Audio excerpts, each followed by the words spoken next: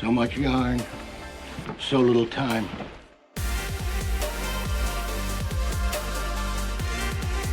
Pretty good spitting that yarn. Quite the ripping yarn. Shall we start with the yarn?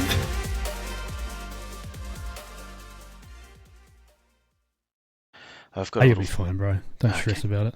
I can see you. That's all that matters. I think most people listen to these on audio anyway. The video is just a bonus, really, to be honest. And it's like, when you've got all the gear, you might as well do it. So that's why I've set up the whole thing. Like, I can record on this thing for forever, basically. Yeah, like, I don't know anything about you, bro. So we're going to be starting from day dot, basically. And you obviously know the gist of the podcast, and you're keen to get on here and have a yarn. So I'm always keen to listen. Yeah, well, I think I dialed in because of our mate with the hat and Troy, shout out Troy, yeah. And well, I guess we could start from the beginning, eh? So, born and raised in Sydney, in the West, in the Hills District, and yeah, pretty normal family. I'd say I've got an older sister, 4 years older. Mum was a school teacher, kindergarten teacher. I remember my dad's first, he had a recording studio in Sydney, and he was a sound engineer. That's my first memory of my dad being at work. He used to go into the recording studio, and as a kid, I remember when I was like 4, and he would put me into the different rooms because he had different isolation rooms, drum room, keyboard and guitar room, and I used to always make my way to the drum room, and yeah, a lot of good memories there of learning to play drums and hanging around musicians, and seeing all types that would come into the studio and record sessions and stuff. And a bit of a musical family. My dad and mum and my sister both all play piano. My grandfather played piano, and yeah, so I sort of gravitated to music and got really into drumming and playing in bands growing up and whatnot, and it was a big part of my life. Do you still play? I don't. Some things. I guess my life has sort of gone full circle, if you will. I haven't come back to drums just yet, but it's sort of life's a bit of a journey. Pursued drumming for a long time. I travelled and lived in the States and around California for about 17 years, and sort of was pursuing music and as a career, but yeah, it's funny, life's a bit of a journey, and met my partner, and when you start having kids, it's not ideal, for hobbies. It's yeah, for obvious reasons, right? Yeah, you can be on the road away from home, and around a whole bunch of stuff, and so yeah, just had to reevaluate, and I was doing lots of different things, and I'm probably all over the place. I just want to start off. I'm definitely non-neurotypical. What is that? What does that mean? I have no idea. Yeah, so just that my spectrum aspects of what's in me and what's sort of passed down to my daughter. So my daughter's autistic. Mm-hmm. And so, yeah, just see things, feel things, find it difficult to look people in the eye, challenging in big environments, those types of things that stand out. And there's other things that you excel in, sort of you get hyper-focused on certain other things, which is probably allowed me to shift and change and pivot in different roles and jobs and whatnot in my life. Although I didn't quite know what was going on, it was not, I wouldn't say it was a taboo thing, but it was probably not many people were really open or aware of, going back 30 years and you're at school, and it was different times back then. Different times, mate, back then, eh? But yeah, so I'll just do a brief overview of where I've been and the things I've done, just a high level. You can talk about whatever you like, bro. That's what we're here for. Just a chat. Good opportunity for you to talk about what you got going on in your life and. What did you call it? What was the thing you just said? Neuro what? Non-neurotypical. So your neurotypical is just your normal people that aren't diagnosed or they but non-neurotypicals just yeah. So obviously ADHD is one of those things, and autistic is another of those. There's a whole bunch that sort of fall underneath that calendar.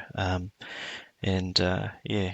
So it's just. So for you, doing something like this, like jumping on here and chatting to some Yeah, Random. some random. It's not Like you said, like the eye contact thing messes with you and all that. Is that is it hard? Like, you know what I mean? Is it a yeah, challenge to overcome? yeah, yeah. It is. I have to force myself to because I Mm-hmm. typically want to look away. Mm-hmm. And then in jobs especially, and I think in different parts of the world, I think it's probably a little bit more acceptable in Australia. I think Australians tend to typically talk and look away. I think Kiwis have that tendency as well. But in the Yeah. US, you're in a sales role, and Mm. I remember getting pulled up once by a director saying, "Mick, you don't look people in the eye when you talk," and had no idea what was going on, and it's just I know Yeah. now, and Yeah. Big loud but yeah, Americans, they do things a bit different. they do wankers. But Shout out yeah, all the Americans. yeah, I have a lot of friends that are still there, eh? That's good though. You're obviously making strides with it. Like you said, like you can't like all these things are hardwired into you, you know. Yeah, well, It's like it's all I've ever known, So when mm, someone asks me, "How do you cope?" Or it's like when you sort of, it's all I've ever known. So I've had to mm-hmm, learn tricks mm-hmm. or learn ways to adapt, and I'd not even known that there was an issue, and until you get older in life, and then you have kids, and you see a lot of yourself in them, don't you, when they start to grow up, and the traits, yeah. And when my youngest Mia, so I have two girls. I have a 21-year-old Leia, and Mia, who's 7. 21. Yeah, so How old are you when she was born? well, I came into Leia's life a little bit later. So when I met my partner, was yeah, So she's it's my stepdaughter, she's but stepdaughter. Yeah. I consider her my own. I've been in her life since she was 12, Nice. and great kid, and I shouldn't say young adult, young lady, I should say right now. And yeah, she's done really really well. Just finishing her last year at uni at Vic, doing psych and criminal psych, and Nice. so she's looking to join the police force next year. Far out. No, there I Sounds like go. she's got her I used head to screwed run on, away right? from the cops back in Australia, mate, but Yeah. now you're That's one in what the I was gonna say. family. But yeah, she's doing great, and Does she talk to her real dad or not? no, there's no relationship there. Yeah, So you had to sort of step into that role. yeah, yeah, and and it's probably hard for a young teenager, Mm-hmm. to have someone come in. I guess my partner and we were separated when Leia was pretty young, and then got sole custody, and that took a long time. Things in America in courts, and that kind of thing goes on, and so it was a bit of a battle there. I won't go into all those details there, but Don't go into any I think detail you don't want to talk about, bro. it wasn't great, and my partner Jerry needed to make a tough decision, and Mm-hmm. and it was the right decision, so she moved away, pulled herself away from that toxic environment there, and Mm-hmm. was able to get full custody of Leia, which probably says a lot. Yeah, so she was a single mum raising a daughter in downtown LA. And my partner Jerry's Chinese Singaporean, so she was born and raised in Singapore, but grew up in the US and a dual Far out. citizenship. And Leia was father was French, and my partner Jerry and Jerry's ex, they were living in France and had Leia. So Leia was born in France. So we're a bit of a multicultural family. We're obviously Yeah, being that's what I was Australian. gonna say. Jerry having a Singaporean and US passport. Leia's has US, but she was born in France. And Mia, our youngest, is the first Kiwi born to the family. So Yeah. And now you're where? Wellington, eh? I'm in Wellington. Yeah, Yep. yeah. Nice. Far out. From So all over it's the globe, eh? Now from you're all in over the globe, little mate. old NZ. Yeah, well, yeah, isn't it funny you say that? And going back to that full circle sort of concept and feeling I've sort of gone through my life, it's nice to be back in a small city feeling. Mm-hmm. I think New Zealand's phenomenal for raising kids, Definitely. and some of the core values and culture here, I think, are amazing. I watch my daughter come home from school, and she's speaking Te Reo Māori, and her dialect is phenomenal. She's It's just awesome, eh? coming home doing goes to kapa haka, and like has a great. She goes to a little Catholic school here, and it's just so good to see her. It's a great culture, isn't it? Oh, it's bloody awesome, amazing. We drove up to Taupo 4 or 5 weeks ago, and we were sitting in my van. We took the work van up there. She loves the work van because it's it's got 3 seats at the front. She can sit at the front. And, we pretty much play Taylor Swift. It's on heavy rotation on the van as we're driving up there for 4 hours. But Chip tunes. yeah, but she's singing songs I've never heard before in Te Reo Māori. It's just anyway. So there's that aspect, and feeling like we're grounded. Our feet go into the ground, and we're there's a lot this is to our be home. said for that. Yeah, Yeah. My wife's from the Gold Coast, and cool. Similar thing. Like, I grew up in the far north in a Māori community. I don't have a drop of Māori blood in me, but I grew up with that culture.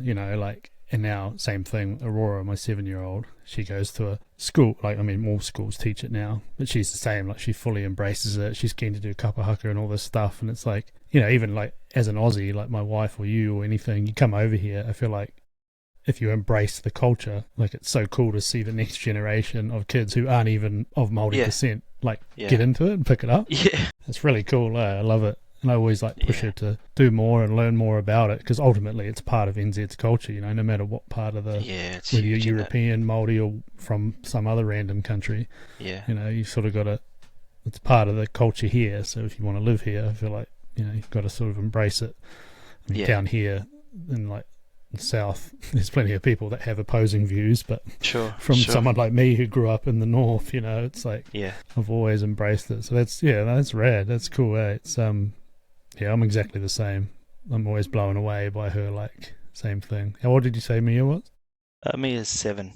Yeah, same age as Aurora, and same thing. It's like, speak it so fluently and stuff because they're getting taught it in school, and it's like, man, I don't know, I love it.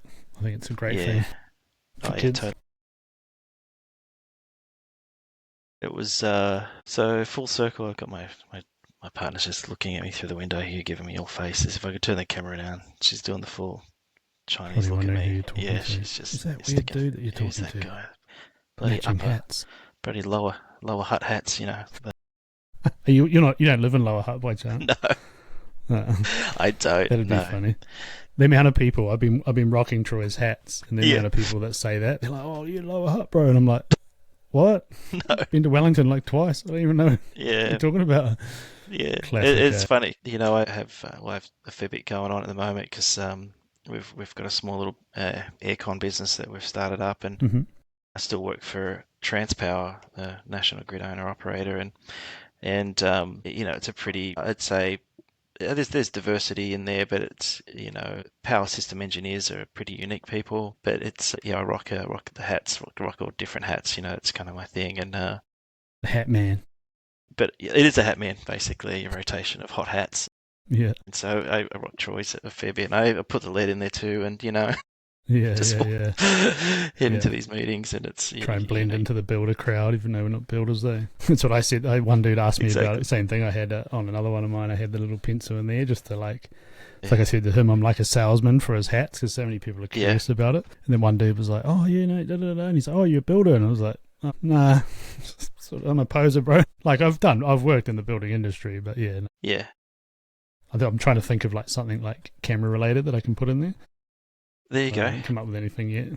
I don't know what. Yeah, he said he sent something the other day. It was like shoes. Troy had the shoes, and they had like, I guess someone had made these shoes up where you could stick things on and pens and stuff on. Mm-hmm. And I was like, "Oh, your diversity, coming up with a new product line, are you, mate?" And he's laughing. The cock candle's pretty hilarious. I don't know if you've seen that, some of the skits around that, but yeah, I've seen some of the stuff he posts. I'm just all about like it's. I think I mentioned it in his podcast. He actually reached out to me and was wanting to. He's like, "Oh, you want some hats?" Da, da, da. I was like, "Fuck off, dude!" I just went straight on his website and bought some. Yeah. Before he could even get to it, I'm like, "No, I support this shit 100%." Anybody who's like having a crack, whether it's any sort of business, if it's NZ, I'm into it. So yeah. I mean, I think I brought 2. I think I brought the neck flap one, which I wear for gardening, and then just one of these ones, and I just loved it. Yeah, I don't know, I love them. They are good hats. Shout out, Troy. Go buy a lead head hat. You won't regret it. Go out and get one. You won't be disappointed. Yeah. And it convince everyone that you're a builder. Yeah, I suppose it is. So, you talked a little bit about your childhood in Sydney. What part of Sydney did you grow up in? I'm just going to keep cutting in and like bringing you back into your story because I want to hear it. That's the whole point that we're here for. Okay, yeah. So it is a bit of a story, man. And well, yeah. So born and raised in Sydney in the Hills District, which is Baulkham Hills, so west of Sydney.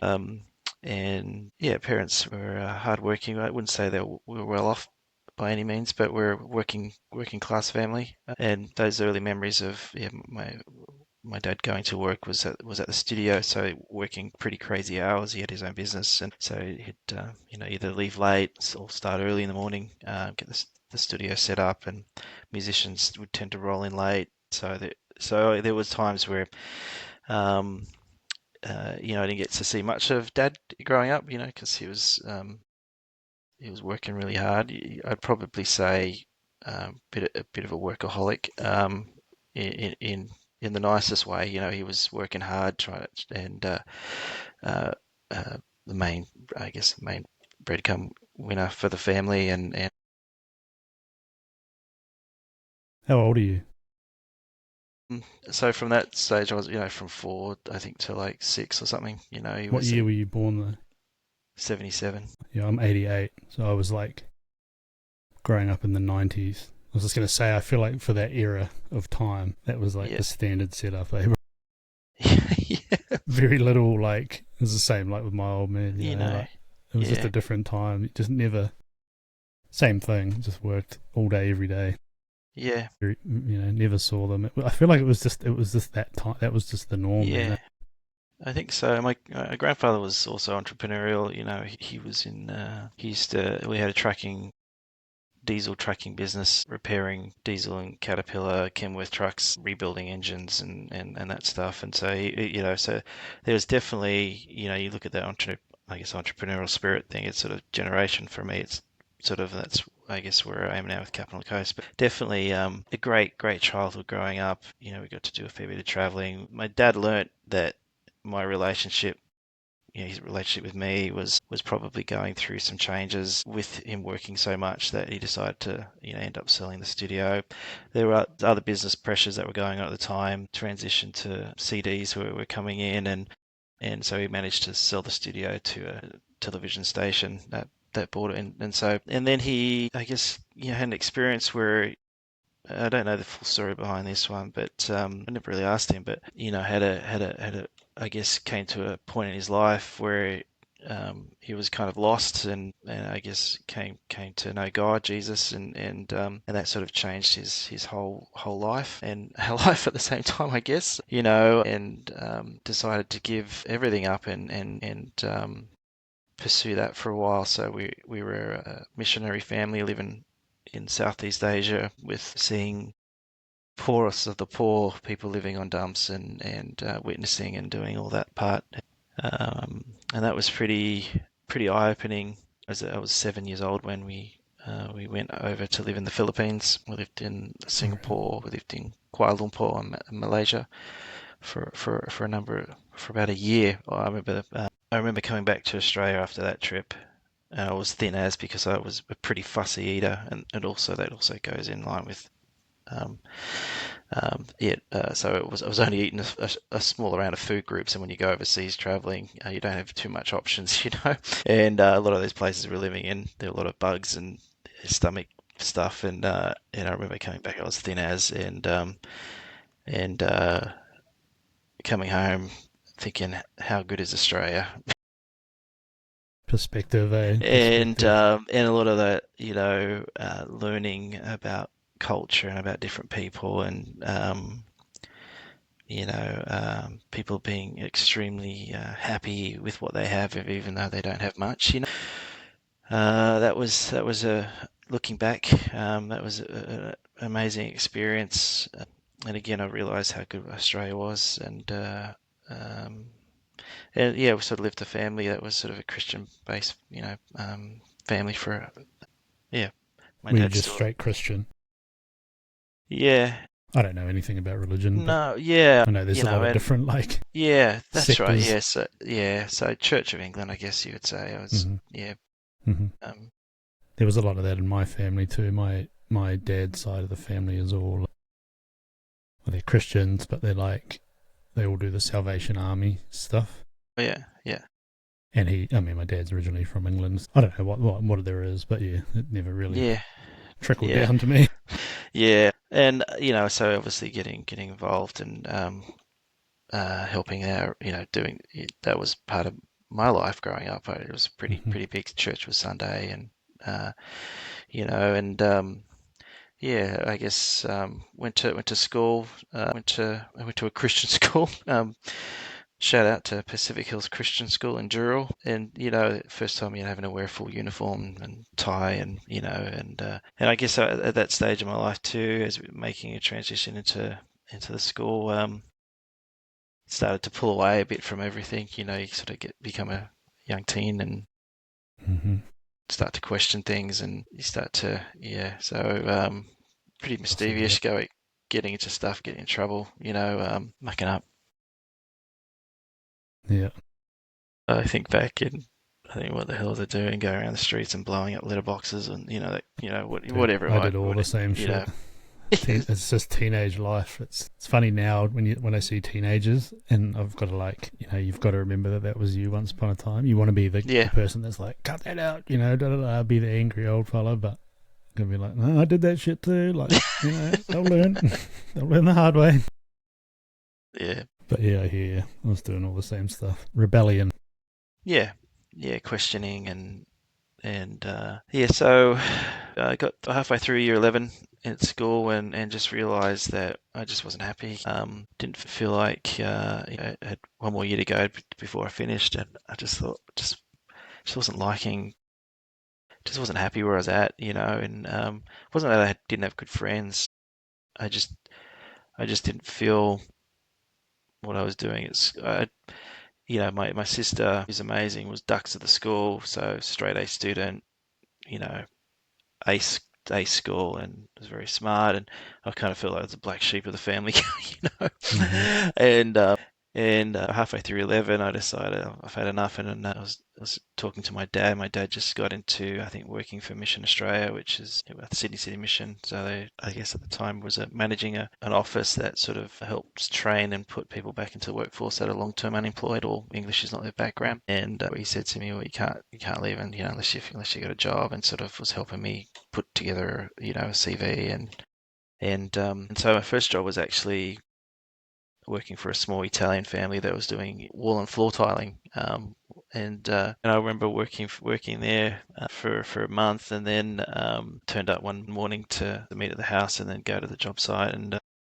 And then his wife, who was running the book, said, we can't afford to keep you on. We're going to have to let you go, And I thought, man, I've worked so fucking hard, shoveling sand and moving concrete. That's pretty much what I was doing. And, I remember that lonely walk home and coming in, and my mum was there, and I probably left out a big thing, but I'll jump back on that in a minute. But, walking in the front door saying, I fucking lost my job, and just burst into tears and went to my room. And, she was struggling. She was going through cancer treatment. And, I just remember first thing that she did was get on the phone, and she called a good friend of mine whose father owned an air conditioning business. And the next week I was off doing my apprenticeship, doing air conditioning, because of her. Now. Yeah. It's funny how those things bring back emotions, Yeah, yeah. And the older you get, the more you reevaluate it, and you think back through life stuff like that. It's a trip, isn't it?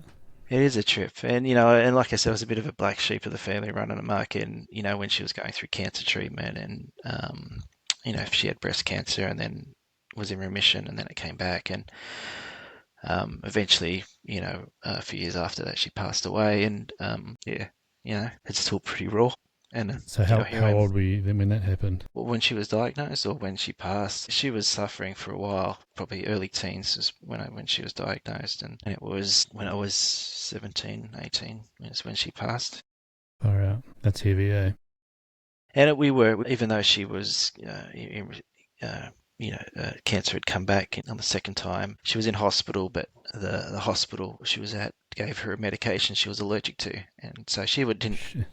she didn't pass away. She passed away because the hospital fucked up. And Fuck. so that, yeah. So I think that's half the battle because you don't get to say goodbye, And I know you've gone through your story is pretty phenomenal and very different, but I think there's some connecting dots. And so I got the phone call at we were at home, my dad and I, and my sister had moved out, and she had married and moved out, and it was just my dad and I living at home. And we got the phone call. My dad got a phone call like early in the morning, 3 a.m. to come into the hospital because Mum had a turn. I remember my dad coming in saying we have to go to the hospital, and I said I don't want to go. God, not knowing what's going on, I don't want to go.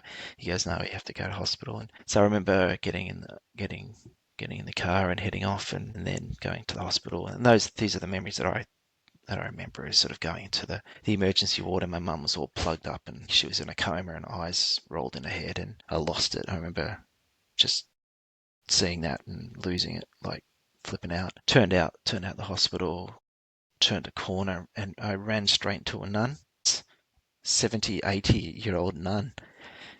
And she grabbed me by the shirt and wheeled me into the chapel and just sat with me, But yeah, it was a mess, Still thinking about it, I get messy, It's hard for me to talk about it. It's heavy shit to deal with. But that was of all hours of the morning to run straight to a fully dressed nun, and she had strength of lion, and she grabbed me and whacked me into the chapel. Yeah. And so I sat in the chapel for a while, and my sister came eventually and brought me in and said that I should probably say my goodbyes, and yeah. So that was, I guess, my first reality of someone close passing. Yeah. At what, 17 did you say? 17, 18. Yeah. That's rough, man. Losing your mum at that age. Yeah. But, I do tear up every time I tell the story. And I think there'll come a day where I can tell the story and not tear up, and, and it'll just... Mm-hmm. But, yeah, I think maybe it's still me working things through, and so definitely started to question a lot about life after that, and the wonder of how long we're here for and what are we doing? It came up a lot. Creeped up on you quick at 17. Yeah. Dealing with that. And then you don't deal with it well for a while after that, when you're sort of working. It's a fucking powerful thing, bro. Going through grief, going through all that healing, watching my dad go through it, Mm-hmm. And sister, and planning everything that has to happen after that, and yeah. I'll tell you what, though, the best thing you can do is what you're doing right now. It's talking about it, even all these years later. I mean, I can't do the math on how many years it's been since she passed, but it's crazy the amount of people you talk to, man, and they go through shit and they've just never talked about it. Mm. To me, it's crazy because I've always been someone that, like, talks about shit, and, like, that was the only way I got over, like, losing my mum and going through all that. Like, I got to a point where I was like, fuck, now I'm the one that's fucked up. Like, I need to do something. I need to talk, I need to be the person. Yeah. I've always been good. I've always tried to, like, listen to people and, like, get it out of them because I know it's good to talk about. But then I was in that position and I was like, fuck, what do I do now? Like, now I've got to, like, deal with it. Yeah, it's fucking heavy, dude. I couldn't even imagine how it would be at, like, 17, though. Like, you're just a kid dealing with that. It would have been so, the confusion, like you say, of, like, life smacking you right in the face. Yeah. Would have been. And I think my parents were doing what they thought was right. They were sheltering the information that was being passed down, so there wasn't really, in hindsight, I think back and I think, they made a decision to share things and not share things, Probably to sort of protect you in a us way. And my sister, and so they probably didn't quite grasp the magnitude of what my mum was going through, Yeah. Yeah. Yeah, it's fucking cancer, man. It's a fucking... Yeah, I hate it. It's a horrible thing. I watched my auntie, so my mum's sister, went through it, and she passed about 2 years before mum passed, and fuck, it was brutal, bro. Just watching it happen and the processes and stuff, it's so rough, and one thing I'll never forget is one thing that, like, really sticks with me, that was super brutal. The last time I saw her, before she passed, she was real frail and obviously on her way out. And my boy Forrest, I think he'd just been born, maybe. I think he was just born, or he was about to be. No, I think he was just being born. And anyway, and I gave my auntie Janine a big hug, and not knowing if I was going to see her again. And she said, "Oh, I look forward to meeting your little boy and all this." And it was just that, that moment of, like, yeah, next time we're around, we'll see it. You see him, but obviously she never got to, and the cancer took her out. But shit like that, like seeing people go through that shit, I'm just like, how the fuck have they not cured this? Like, the amount of suffering that goes on because of this fucking disease. Is it disease? I assume it is. What do you even call it? Fucking horrible. I've watched so many people go through it and deal with it. It's just, I don't know. I know what you mean. It's fucking rough, bro. That's for sure. So, when you said about school and you said year 11, what? Yeah. How old are you in year 11? 16. So, yeah. Gotcha. Because I like, it's so funny. I can't even. Yeah, it feels like I think 16, it's a lifetime ago. 16, the funny 17, thing that trips me out about like chatting with people though, and like having random conversations, is how many dots you connect in life, and like how many similarities there is. Because I did the exact same thing, and my old man did the exact same thing. Said, if you want to leave school, you've got to have I think he specified a full-time job. So I think I already had. Yeah. I think I already had a part-time job. I worked at a supermarket at the Woolworths. Yeah. It was like my first proper job. But I think I was 15. I think I left school like a month after I turned 15. Okay. Which was in February. Year 10, was it? Yeah, so it was 10 or 11. I don't know. Probably different in Oz, whatever. But anyway. And it was the same thing. So I went to the manager of the supermarket and I said, mate, can you sign me a thing get me out to of say here? that you'll give me a job? Because I was the same. I fucking hated school. Like, I was a pretty shithead student. And there was like 2 subjects that I actually enjoyed, which I think was science and like metal work or something. Yeah. So I did it. Got the job thing and got like an exemption. He said, if you want to leave, you got to have a job and you got to do it properly. And then, that was it. Bailed out. I was like, sweet, I'm fucking done with this. Yeah, I think I was good. Yeah, it's just, I just find the similarities so like interesting between people's lives, It's like all the little dots that you join up just from like chatting with people. My courses that I did well was like woodwork, textiles, and metalwork, and exactly. art. So there you go. There you go. There's a certain breed of like kid that just isn't designed for school. I agree. And I was the same. Totally I realized like I remember saying to my dad, I'm like, dude, I'm just going to school to eat my lunch. Like, this is fucking pointless. And him being like the full chilled out like single dad, just on his own life mission. He was just like, yeah, well, this is what you got to do. Yeah. So.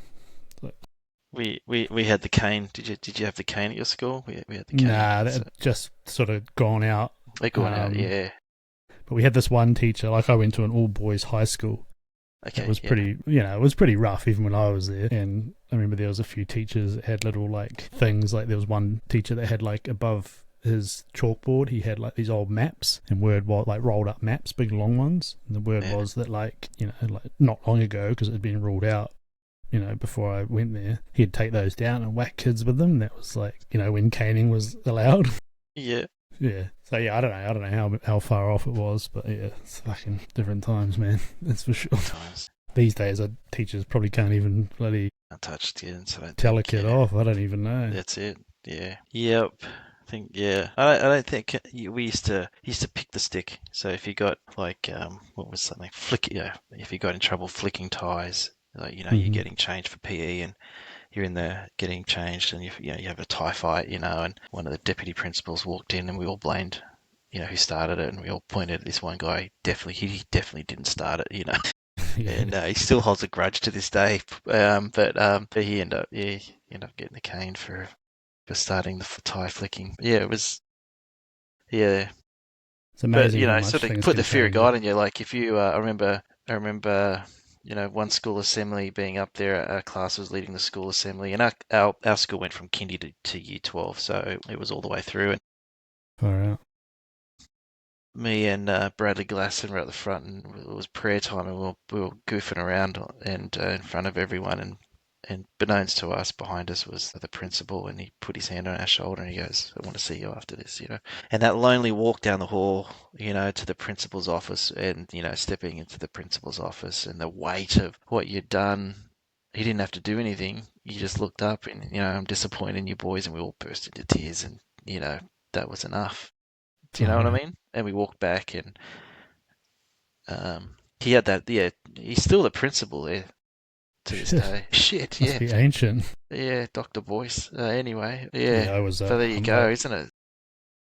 Dude, I was a shit student. It's all those things that you again, you think back through memories, and especially if you talk about them. Like if you're catching up with someone, you're like, "Oh, I remember that," and you're like, "Fuck, I was if my kids did that now, I'd be furious." We used to go up to the wood. God, I'm going to get myself in all sorts of trouble here, but we used to go to the woodwork room, and we just got this new dust extraction fan, and so all the dust for all the lathes and all that would come back to a central dust unit that had this big filter bank, So we used to remove the filters and smoke doobies in there, and So what would it do? Like suck all the smoke out? yeah, yes, you'd be you're actually in the dust, you're in the dust extraction and behind the filter bank, and just blowing it out the top of the building. It's like an extractor fan for it. That's classic. You're in there smoking away. Yeah, there you go. Well, my claim to fame was I went to one school social in my high school career, and I got caught smoking weed. The one time I went to was like a school event. It was just I don't know. And yeah, I still remember it super clearly. And the funny thing is my dad. I mean, he still smokes weed to this day, and they caught us all. It was this big thing. There's all these boys being caught blazing at the fucking thing. I was like, "Oh, is it really that big of a deal?" And I gave them his phone number. I think I gave them a fake phone number or something initially, and they couldn't get hold of him. And apparently I was in all this big trouble, and eventually they got hold of him, and he was like, fuck, that's kids. Like, he just didn't even give a shit. And they were like, "Oh, damn." Yeah. Again, I think when you've got kids, I mean, obviously I don't have teenagers, but you can already start to see what they're going to be like as teenagers. And then I think about myself as a teenager, and I'm like, fuck, hopefully they're not like that, because I was out of control. Yeah. Well, I can't believe we used to buy cigarettes from the news agent. We were like 14, 15 buying smokes, What the hell was that guy even selling smokes to us for? The rules were a lot looser. The rules were a lot looser, eh? That's funny. It was the same, bro. Same thing. Smoking ciggies at school behind the classrooms. I had a detention. No shit. My school day went for an hour longer than everybody else's because I had an after-school detention basically every day. Man, it was fucked, man. Dude. So, my sister, I shared my sister was ducked to the school. She was also a school captain at one point. She probably hate me sharing this story, but we're on the bus heading home, and I got into a bit of a dust-up on the bus with a student, and my sister stood up and she said, "If you don't stop, Michael, I'm going to put you on after-school detention." I said, "No, you're not. You're not putting me on after-school detention." She says, "I'm putting you on after-school detention." Anyway, I go to school the next morning and during roll call. I don't know if it was the same thing, but during roll call, that's when they announce who's on after school. And my name was on roll call. I couldn't believe it, mate.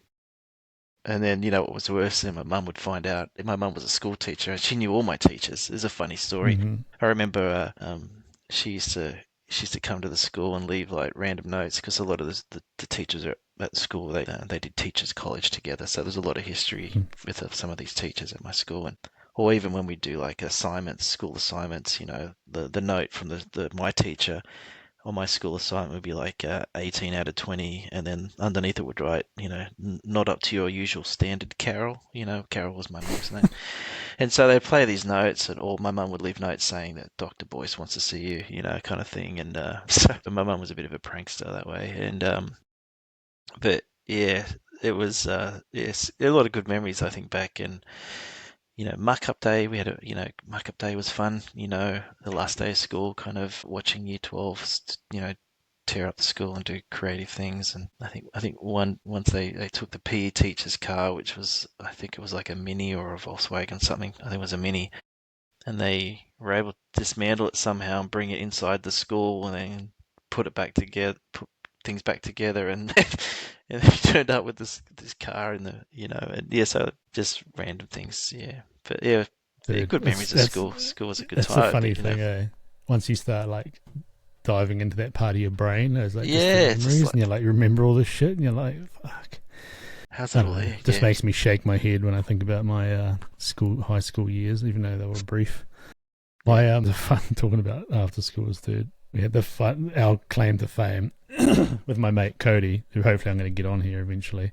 Yeah. He's our claim to fame was one time he was in I think it was the vice principal or principal's office. We were in there like every day. Like we were just shitheads, dude. We were just the shittest, just rebellious little pricks, you know. And he sort of secretly watched the principal or whoever it was log into the school system and like made like a mental image of the password. And then we hacked into the school computers in the library. Like we went onto the library computers, got into the school system and remembered the password. And we went through and gave all the kids that we didn't like in our class after school detentions. And most of them were like real nerdy dudes who would never have after school detentions. Yeah. And I'll never forget, we were sitting there and, you know, like the person would come around with the board thing that would say people, like who's on after school detention or whatever.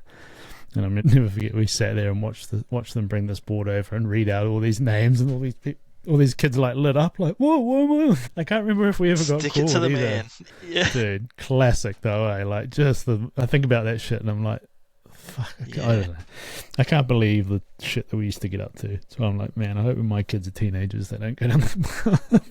Yeah. But yeah, I don't know. I like you say, I don't think school is for everybody. You know, this whole like system of like, it's changed a lot now compared to like when we would have been kids, but don't know. There's definitely some people that thrive in that like academic environment, and then there's others that it's never going to work. You know, they either see the light and leave, or they stay there and fucking who knows where they end up. But yeah, don't know. It just cracks me up how it's just the similarities. It was definitely a different era, and your era was probably a bit before mine, but similar. Yeah. Well, I guess what else happened around that time? So I got into air conditioning trade. I guess, you know, my mum putting on a different hat and getting, you know, she was probably, knowing my mum, I think she was pretty angry about the whole losing the job, and after 3 months and after a month and with the Italian tilers. Yeah, the Italian tires after getting sidetracked. That's right, the Italian tires and telling me I didn't have a job, and then my mum sort of gearing up and just getting on the blower and calling my mate's dad who owned air conditioning. And then the following week, the last thing I wanted to do was go back to school with my, you know, tails between my leg, you know, like I didn't want to go back to school. My one job didn't work out, I'm back. Didn't work out, and then come back, and I just thought that was the worst vision, you know. Yeah, me coming through the school gates, and, you know, look at his Mick, he couldn't handle it. Couldn't hack it in the real world. Couldn't hack it in the real world. He's back, you know. But yeah, got into. I didn't even know there was a trade such as an air conditioning refrigeration mechanic, and yeah, so I got started working there and did my time 4-year apprenticeship, and then I went. I guess even working, you know, in the trade then it's very different to working in the trade now. Is, you know, in air conditioning refrigeration in Australia anyway, we fall under the Sheet Metals Workers Trade Union, and so that's where you paid a lot of, at that time that's where you paid your dues into. And we also did beer plumbing as part of the trade, as a refrigeration side. So you had a lot of alcoholics that were full-blown alcoholics that were fridgies. You know, fridgies is the term we use for people in our trade. And what is beer plumbing? You know, piping, bringing kegs, you know, cool rooms, getting the beer from the keg to the, you know, the pour, and then, you know, how that is all, how it all works. You know, sometimes a lot of the head stuff is, you know, you might go and see a group where it's got a little ice all around it, you know, so that's all configuration, how you set up the refrigeration. Gotcha. And so, yeah, so it's all running the lines, beer lines, and it's another aspect of our trade. So a lot of tradies are, you know, just enjoyed drinking. You know, at breakfast, afternoon tea, morning tea, noon. You know, going to a pub and at noontime having lunch and a beer, and then going back to work. You know, and just different times, I guess. Yeah. Don't know if they still do that now, sort of. No, they probably, you probably wouldn't get on a job site at all. I guess the random testing they do. Anyway, so you get so we had some big contracts. We had some power stations we were billeted to, so that was you'd live away for a certain time, maybe 2 or 3 weeks away from home, and then back home for 2 weeks, because of these sites were quite rural, and some of them you lived out there. So it's, I guess, they're kind of like the fly in, fly out in some of the minings, but they weren't as fancy. Some of them were coal powered stations and things that are getting slowly turned off in Australia. But yeah, born and raised in Sydney, so all the work we're doing is around New South Wales, and I So you got qualified. got my ticket, and then went back to technical college because I wanted to learn how business works, and thought at this stage I thought, starting up my own little air conditioning thing, and so I did 2 years sort of night college in small business enterprise management at what we call TAFE. TAFE's like Polytech here, I think. Same yes, thing. That's correct. Yeah. And then came out of that just as we were gearing up for the 2000 Olympics, and that was a great time, man. I tell you, a great time to be in Sydney leading up to that. I had just turned tradesman, just moved from the place that I did my time at, and then was working, and I wanted to learn more about commercial and industrial air conditioning. I kind of, at that part of your life, you work out, you finish your trade, you go, well, do I want to go down more the refrigeration side, or do I want to get into the air side? They call them fan mechanics. And so I got into more of the fan mechanic side of stuff. So I got on the air side, and but I wanted to learn more about bigger equipment, centrifugal chillers, central plant, commercial, more industrial stuff, big stuff. And so I got to work for a pretty well-established shop that had been around for many, many years, called Thomas Clark and Sons, and they had some amazing buildings that they looked after in Sydney, high-rise buildings, and really. And they did a lot of mechanical large installations as well. And so obviously leading up to the games, there was a lot of work, a lot of new buildings going up, and a lot of new systems going in. And we did the Ryde Aquatic Centre, is where they had the water polo for the games. So they were all new types of systems that did dual purposes. They did conditioning of the air, dehumidification, and they did heating of the pool. And then had a building management system that overlaid and controlled all that. So a lot of really fascinating things for me to get my teeth into, and being underneath some really smart, clever, I remember some of these older tradesmen, engineers. This one old guy was missing a finger, but he'd always smoke a pipe, and just that vision of this guy missing half his thumb, but he was, puffing on a pipe. He was an absolute legend too, I can tell already. Legend, mate. Yeah. He had that authority. He was the type of guy who could just walk on the site and people would just, so I just wanted to soak up as much information from this older gentleman. He was probably in his 60s when I was working alongside and around him, and I was working with his son too, so there's a generation there as well, and thinking, oh, this guy's a legend, and so he would always come in and commission it, and commission these big buildings and stuff, and just had super knowledge, and that was amazing. And then after the Olympics, we were done. It almost felt like, where was September 11th in between that? I remember driving to work one day and going to the city and seeing, I don't think I had the radio on. The radio wasn't on in the van, and I was driving to the city and they had the billboard and said "America under attack," and that was, what the hell's going on? I felt like it was a ghost town. It was the shortest ride into Sydney. Normally would take me 45 minutes, but I got there with like 20 minutes or something. I was in downtown saying, what the hell's going on? I was the only one didn't know what the hell was going on. And but that was pretty massive too. 9/11, eh? It's amazing how it always baffles me how much that affected the whole world, eh? Man, yeah. Like even here in New Zealand, I remember coming out of school, and I can't remember if it was I can't remember who told me, but yeah, someone saying that this, whatever you call it, trade towers, this and that, and I was like, however old I was like, okay, I don't care, it's not happening here, like, who gives a shit? But like later down the track, it was like, you realise how much it like affected the whole world. You get all these young crew now, you talk to these young like 18-year-olds and shit who were born in like 2000 whatever. What year was that? I was just 2000. Yeah, so 2001, yeah. yeah, so we had the Olympics, 2000 Olympics, and then 2001. I was just trying to get the years right. It's funny, you get older, it's like it's a long time ago. It's 25 years ago, mate. Come on. And then that really getting into town, and I was working at Kent Street building, and getting into the lobby and looking at security, and they were like, America's under attack, and and after seeing the billboard and then going to the building, I'm like, what the hell's going on? And just stood there, like a whole bunch of other people just looking at the screen, the smoking tower, and that was Trip. couldn't quite. It was a trip, yeah. So I was saying, I don't think these young crew you talk to, if you talked about that stuff like that, they don't understand how much shit like that affected the whole world. No. Things like that happening. Like, they're just going to, they were, I don't even know, do the math. How old would an 18-year-old, when would they be born? 06 or something? I don't even know. But anyway, they've just got no concept of it. Yeah. And when you're actually, like, even in New Zealand when it happened, it was like this massive thing.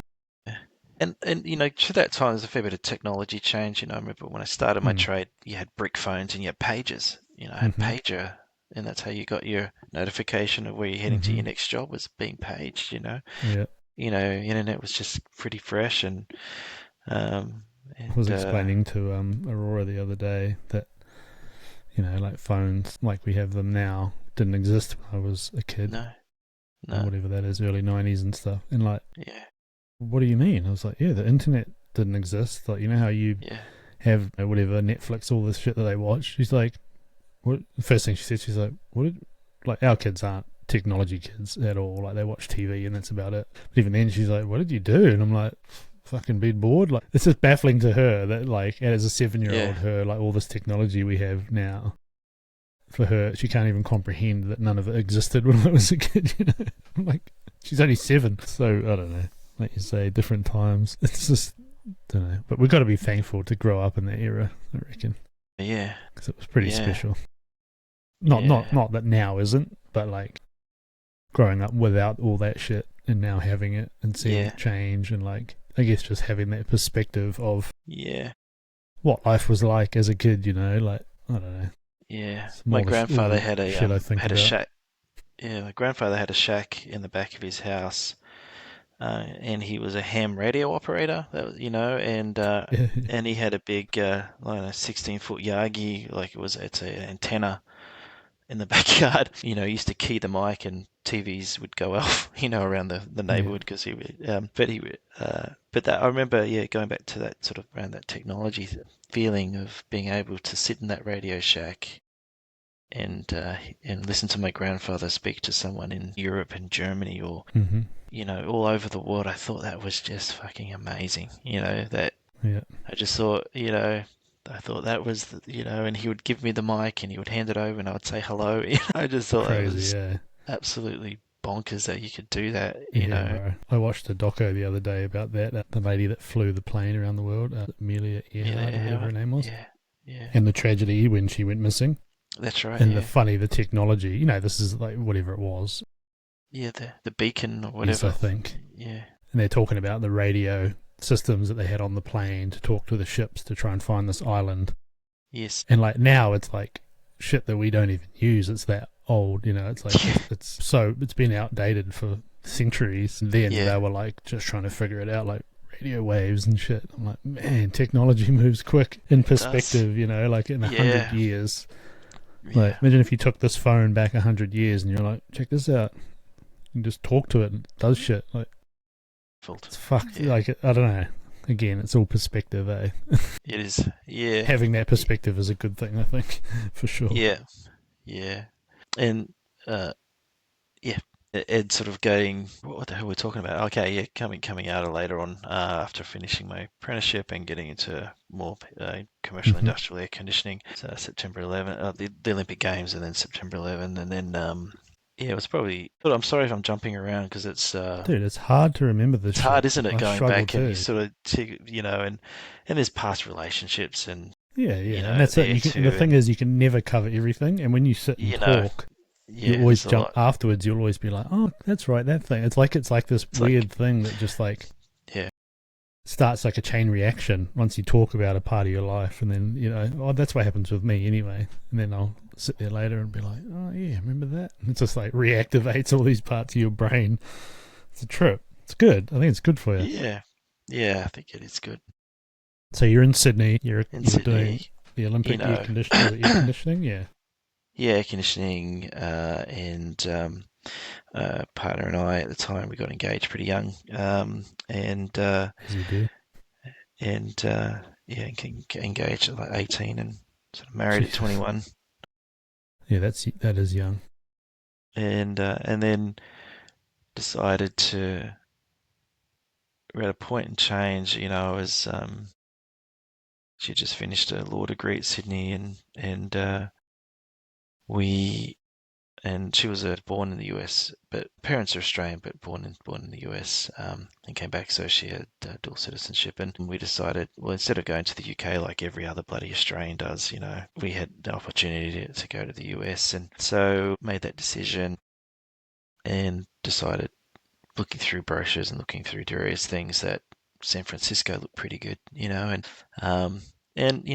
all that time from when I was 4 to when, 18, 19, 20, 21, I was still playing a lot of music, playing a lot of drums, playing in bands, and that music was still a big thing as well. So I don't want to leave that behind because, it sort of followed me through as I went to San Francisco. So in that, my partner moved over first because you have to get a green card. You have to have a partner that's established in the States and earning an income and to sponsor you out. So there we have to play a bit of that back and forth and just following the process. And wasn't too long, that everything sort of lined up, and then I followed her over, and I landed in San Francisco. And it was pretty amazing town. It was a huge eye-opening experience, of course, going into a bigger city, things that you probably see on television and movies, about TV shows about San Francisco, and seeing it, in person, Alcatraz, Golden Gate Bridge, Wellington, the Marina District, the Big Red Bridge, yeah. Yeah. It's an amazing city. Lots of stuff going on, and I was playing a lot of music there. I started to get more into jazz, and so I wanted to learn more about swing, and sort of sat in with different drummers and got some more tutoring around drumming.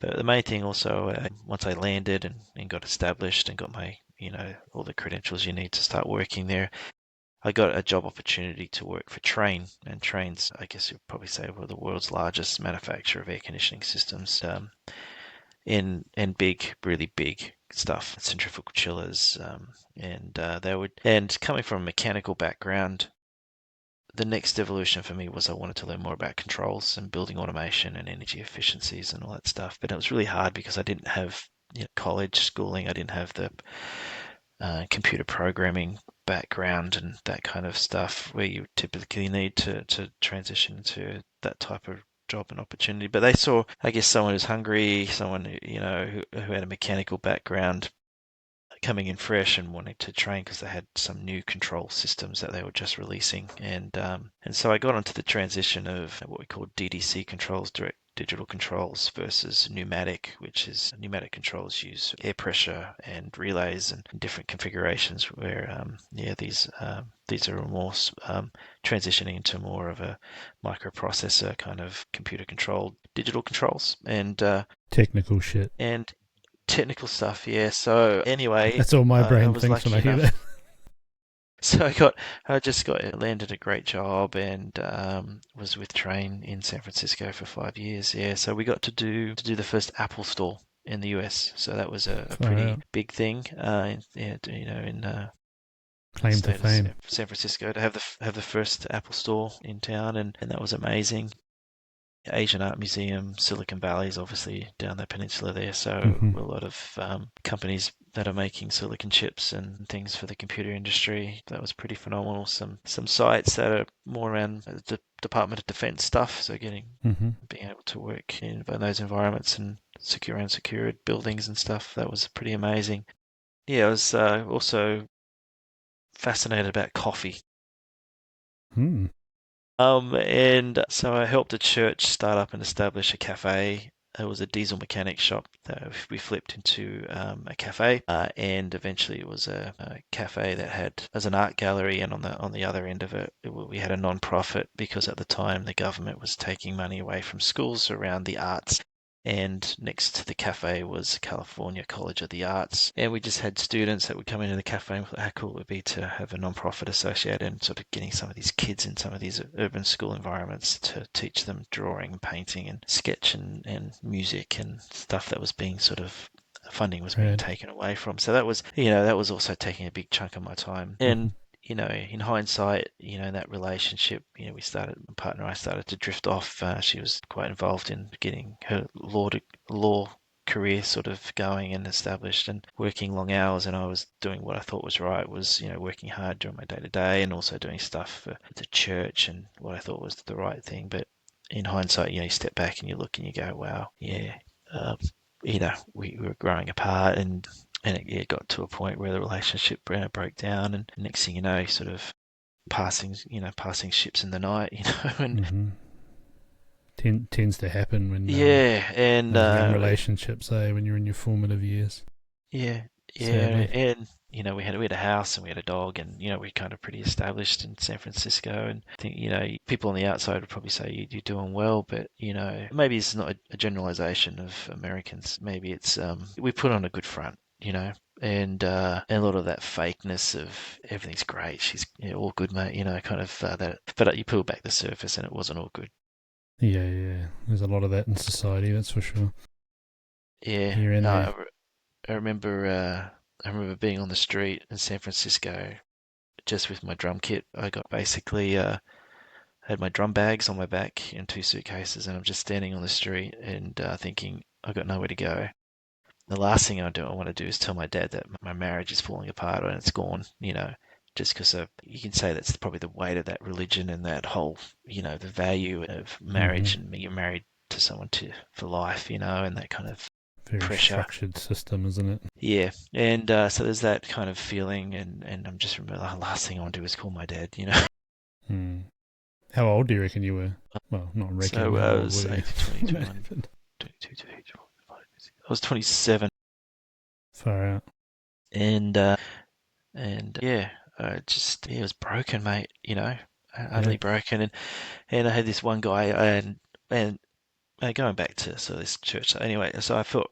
In times where I thought a church should rally around and step in and help, I felt abandoned, and that was rough, and that's always been I guess a sticky scar point for me, where you donate your time, sweat and tears in building a sort of a cafe for the church, and spend time playing music, but also playing for the church music. So you spend a lot of time. And anyway, I just felt completely let down. And there was one guy who opened his door up. It was a friend of my partner and I, who just lost his partner, lost his wife, but he was an attorney as well, and represented his main client was Apple, so he was quite well set up. But he reached out to me, said, "Do you need a place to stay?" And I said, "Oh, yeah, I do, but I know that this might put you in a difficult position, because it's hard." Friends sometimes take sides when you go through breakups and stuff like that, don't they? Times. And not hearing the full story, but what a great guy. So he would probably stay with him for 4 to 6 months. He would never cash my check for rent. He was that kind of guy. Fucking legend. And probably in your life too, you can think back and you look back and you go, there were key moments, key people, like I shared about that nun who grabbed me and pulled me out, definitely, or my mum who called the boss, and I was doing air conditioning the following week, and that's another guy who, I would stop the world to do for, if I had the opportunity.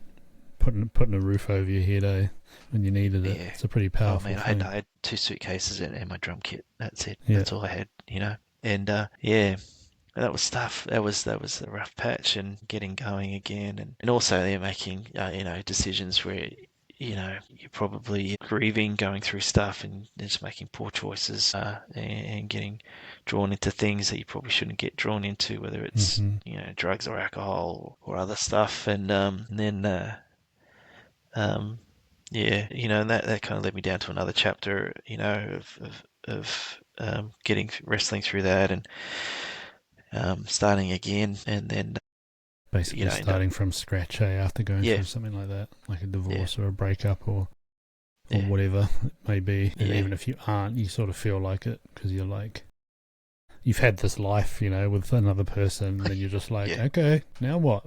Yeah. What do I do? Like, yeah, I know the feeling. It's weird.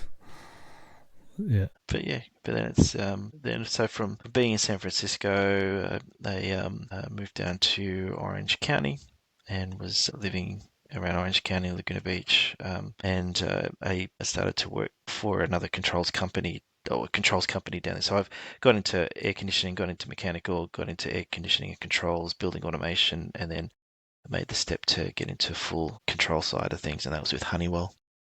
It's like over the years you were just slowly like growing your skill set and like growing your Yeah, the toolkit, things that you exactly. could do, toolkit. Yeah, and always touching on the same trade. So You building seem pretty automation. passionate about it. I am. Yeah, it's well, it's been part of my life for so many years, and so it's like hard. It's you find your natural gifts and things that sort of resonate. Um, you and your photography, and I've seen some of the stuff that you do, and there's definitely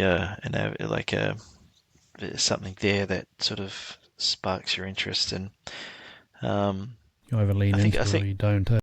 yeah, and I think you go through cycles, like I think you mentioned, are you still playing music? Are you drumming? And I haven't picked up my drum kit. Actually, I sold my drum kit before coming to New Zealand, and it was a sweet drum kit, man. It was a 1966 Ludwig. Anyway, so it was a vintage drum kit I used to play, and it meant a lot to me. And but yeah, there comes a time where I just needed a break from that. I needed to hit a reset there, and just needed to step back for a little bit. I'm leaving a few things out, but when I got to Laguna Beach, and then I was with Honeywell for 5 years and running amok down there, mate.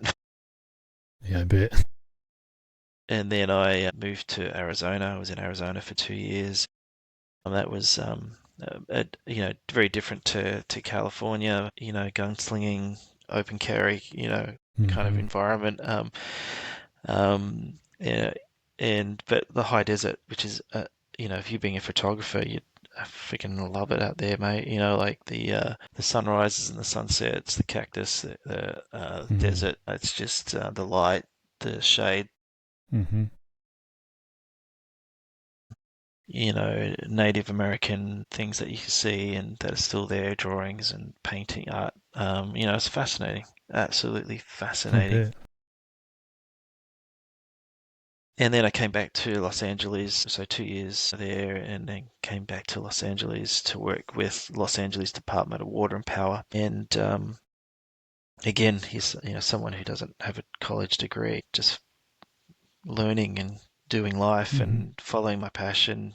Doors opened, maybe a lot of it, right time at the right place, I guess, too. Was lucky in a lot of those job interviews, but yeah, the door opened to then do some consultancy work with Los Angeles Department of Water and Power, and it's where I met my partner who I'm with today. So Jerry ran and started a bar in Los Angeles, but I was pretty successful. She was running it. She ran it for 10 years, yeah. I think that's a good innings in hospo.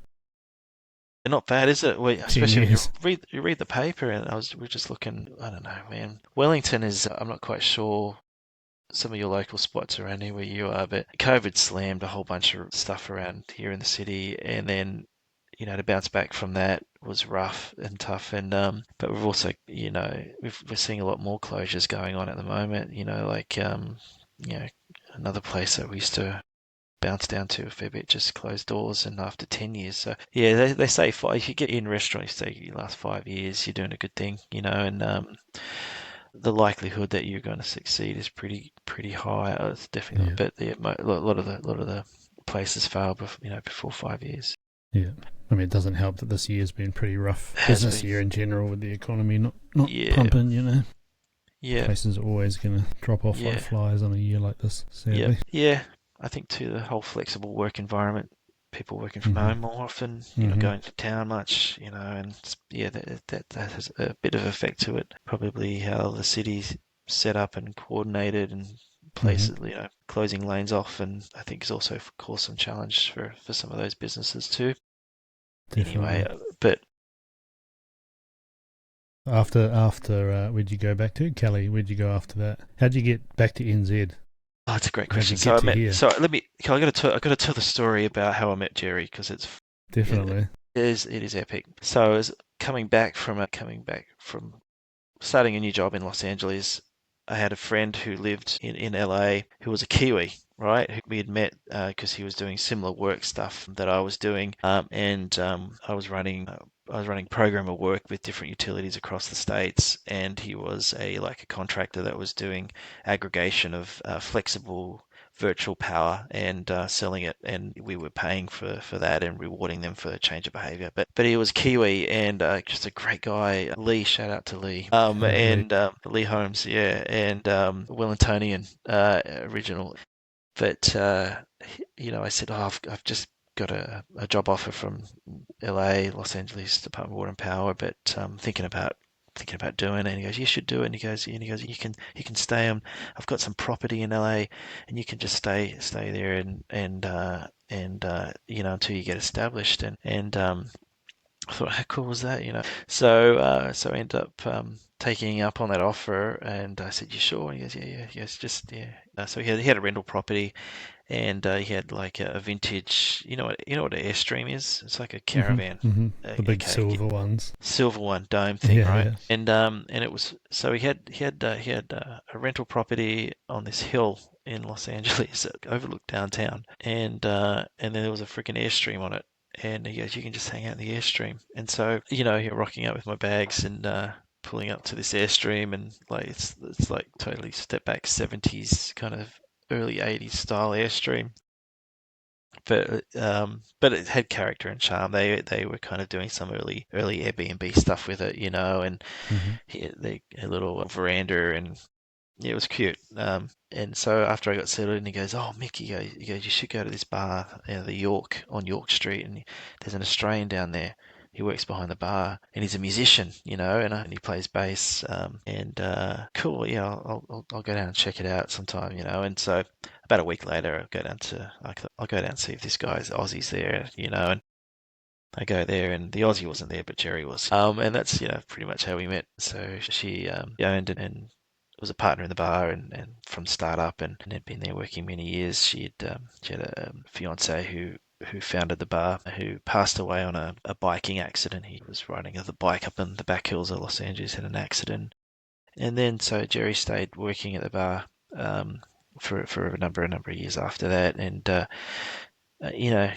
I don't know if she'll probably ever admit to it, but maybe there was a connection there, that she felt she was fulfilling that need, and that gap, and reminding her of Gabe. But anyway, long story short, she was happy to be working that night, and we just got talking, and we started a relationship up. And she had a daughter from a previous relationship, and over time, I got to meet Leia, and sort of that balance of who's the boyfriend, and meeting a young early teenager, and walking through that. She was such a sweetheart. She was I think she was also looking probably for a father figure, I think too, in some aspects. Got a rad name, that's for sure. And she does have a rad name, and so yeah, we yeah. She's great.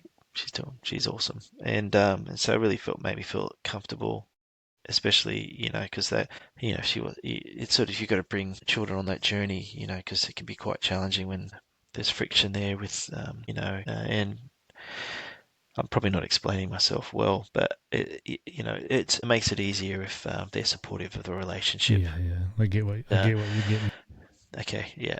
And so yeah, and then we were just the three of us, running around, living in LA, and then doing a lot of sightseeing. We enjoyed going for hikes and walks and nature. It was a big thing, getting out into nature and seeing the national parks. And yeah, and then I just my dad was getting older in Sydney. He had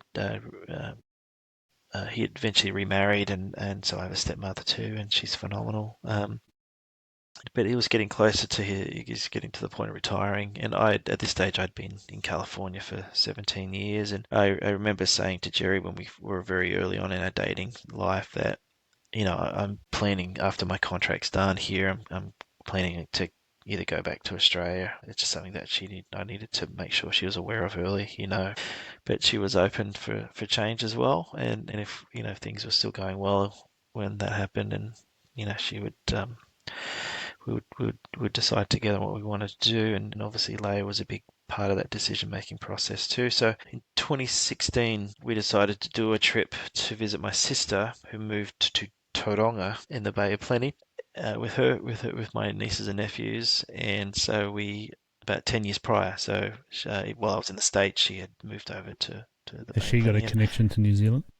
she had a pretty she had an experience in Australia where she had to for it was advised that she would have to, well, she had to, but yeah, I probably can't go into too much detail. And there was You don't have to. stuff that was going on, and she had to pick up and leave with her 5 kids and relocate out of Sydney, and Yep. start her life again. Yeah, Pretty easy to yeah. connect the dots.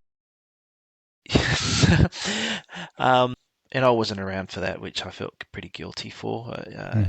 But she had a fair bit of support with friends and family, and my dad, and my stepmom, and extended family, and so they all started their life again over here. And so I felt like time was ready for me to be closer to family. I'd been away from family a lot through different situations, and this was a big thing that happened in our family, close family network. And so I took my partner and Leia to visit my sister and see what New Zealand was like, and then we went back to Sydney, and we went up to Canberra and visited Rellos, and did the tour around Sydney, and then went back to LA, and I remember asking them, which they preferred, and obviously Tauranga, the Bay Plenty's hard to beat, and the sunshine, the Bad sand, spot. and pretty amazing spot. So that's what sold the ticket for their interest about coming to New Zealand. Mm-hmm. And to be honest, it was a place where we both didn't have any other connections. It was a place where we could both, Jerry and I, start fresh together. And so that was super and important, and Is no your sister ties. still here? Yes, yeah, Nice. yep. That's good. Still up there in the Bay, and kids are doing well, grandkids now, and so Mhm. it's like Mhm. great nephews, yeah.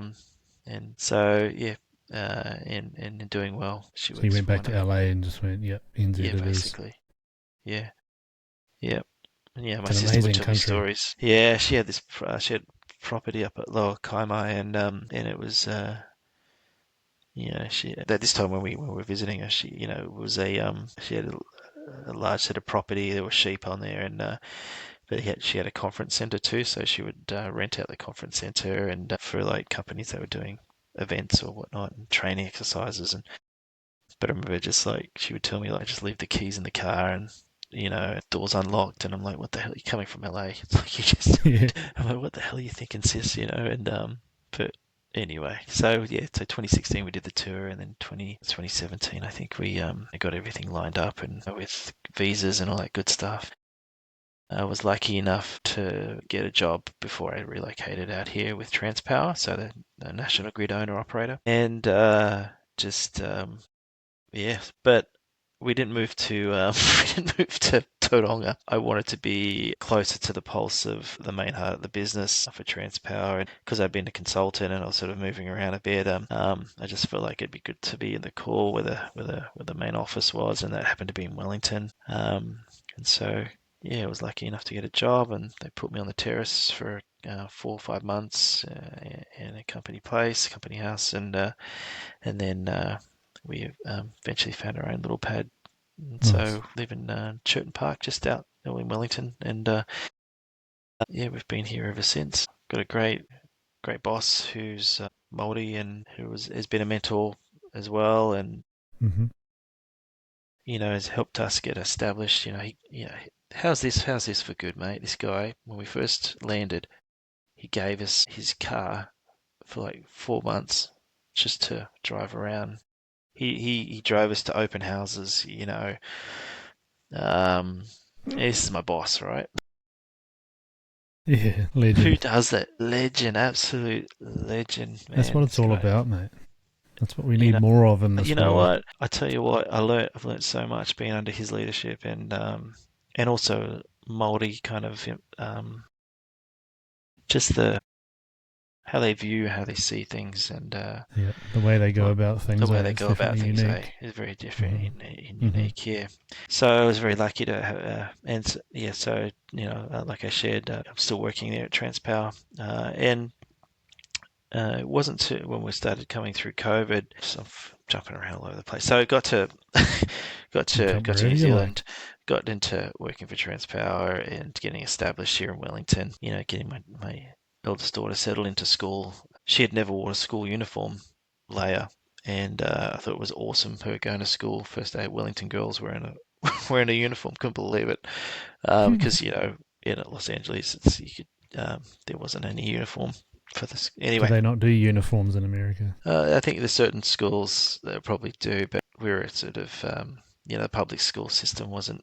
You didn't have to wear school Yeah, uniforms. private schools you probably do. Probably do, yeah, yeah. But yes, and yeah. So that was cool seeing her get set up and established, and started with a group of friends, and there was challenges there for sure.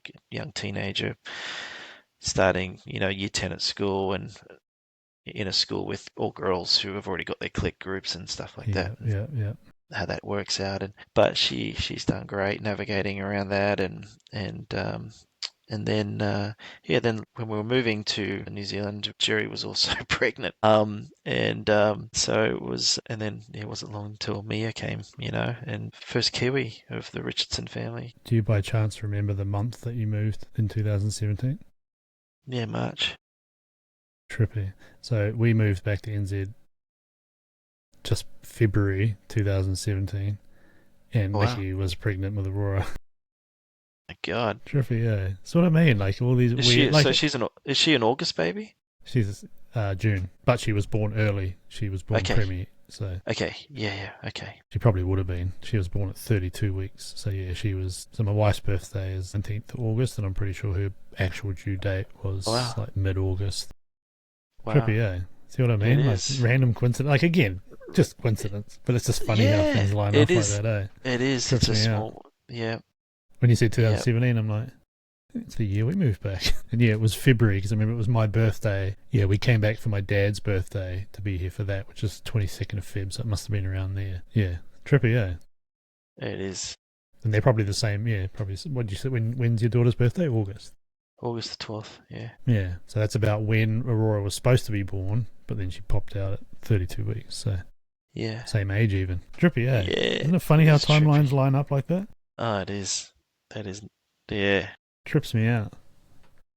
So yeah, you got your life established in Wellington. Got the life basically. established in Wellington. Yeah, and made some life changes and focus. I guess focus on the family was the big slogan. I think getting the ship stable and steady and pointed in the right direction, and getting my family set up. That's the main focus, and trying to get set up and used to a new get into a culture and making friends and all that good stuff. As far as cities go in New Zealand, I think Wellington's probably one of the better ones, in my opinion. I haven't spent a lot of time there, and it's usually like downtown. But when I did, I was like, oh, kind of like it. Yeah.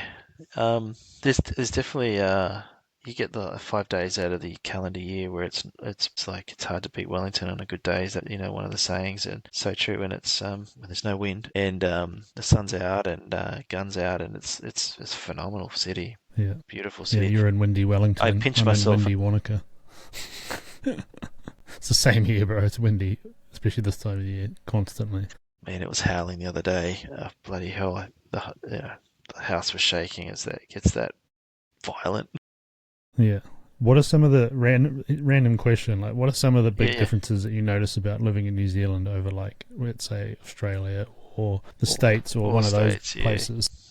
So I guess another decision for me, a big change was I used to be a sports shooter, and go hunting and shooting guns, and that mentality. I was an active NRA member for a while, Mm-hmm.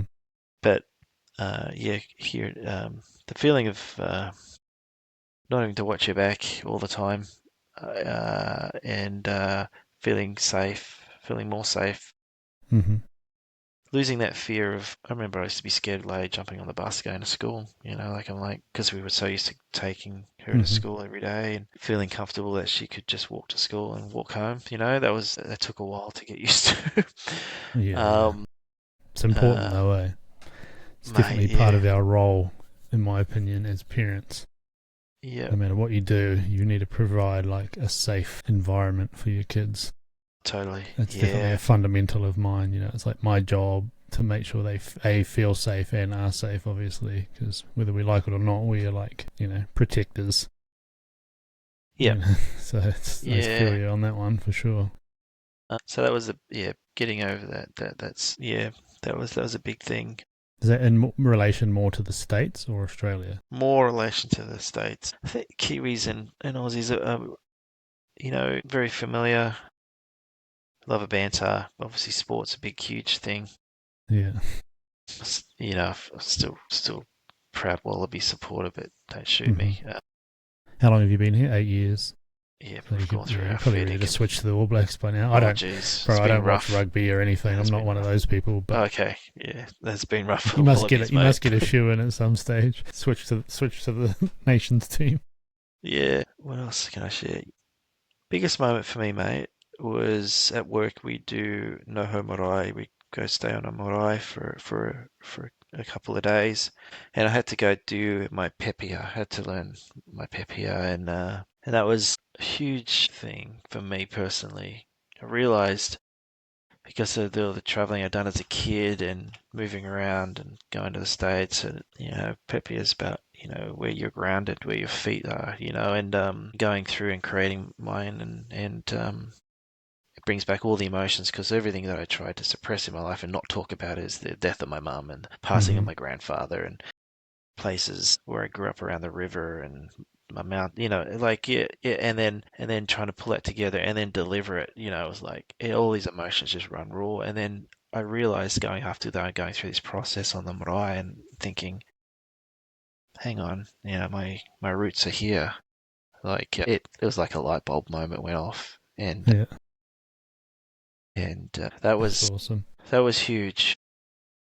Because I felt like nomadic, felt like let the family down, felt like relationships, all that luggage, all that baggage, and suppressed thoughts and family members, and here I was speaking them out to people I don't even know, and that was a huge change. I guess going back to your question, what's the big difference? That's a huge difference. Growing up as a kid and going to school when I did, I learned very little about the native Aboriginal people.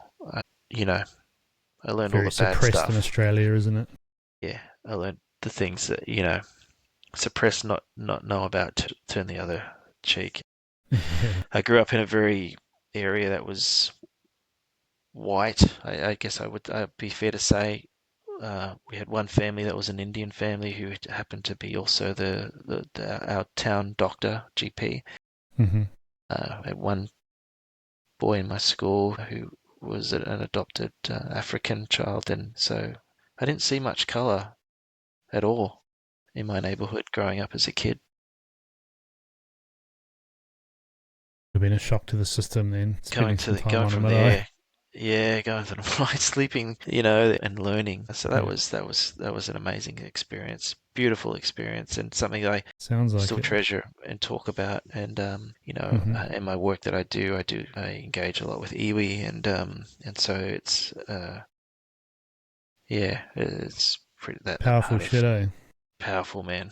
Don't even know. Most people never know that just how, for instance, so what's a really quick story? So some of the work that I do with Transpower is around innovation and renewables and how they can impact the grid, but a lot of the lens that we put on is I'm looking out 40 years, so I may not necessarily see the things that you were doing come to change, or decisions, like they're long things that are out there. And so we have some community projects that we do. A lot of our assets, touch land, and so we deal with landowners. And so I mean, we had a community fund that was looking to do something for an iwi that was located just north of Taupo, in between Rotorua and Taupo, and they were sort of big into forestry industry up there, and transitioning also to electrification. So they were having some of their vehicles were hybrid vehicles, but they didn't have any charging stations, and so I thought how good it would be,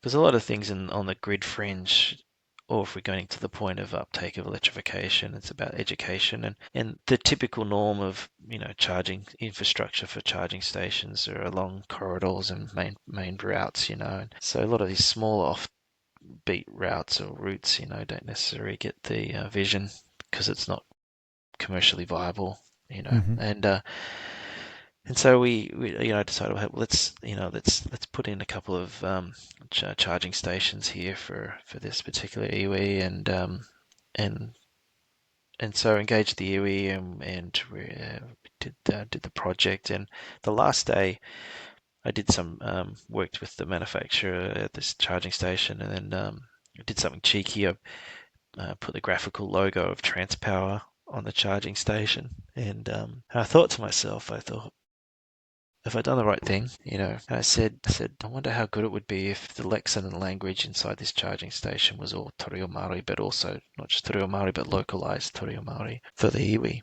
And so I met with the person who I was engaged with up there, and I said, I know we've finished the project, but I think I can do better. I don't think.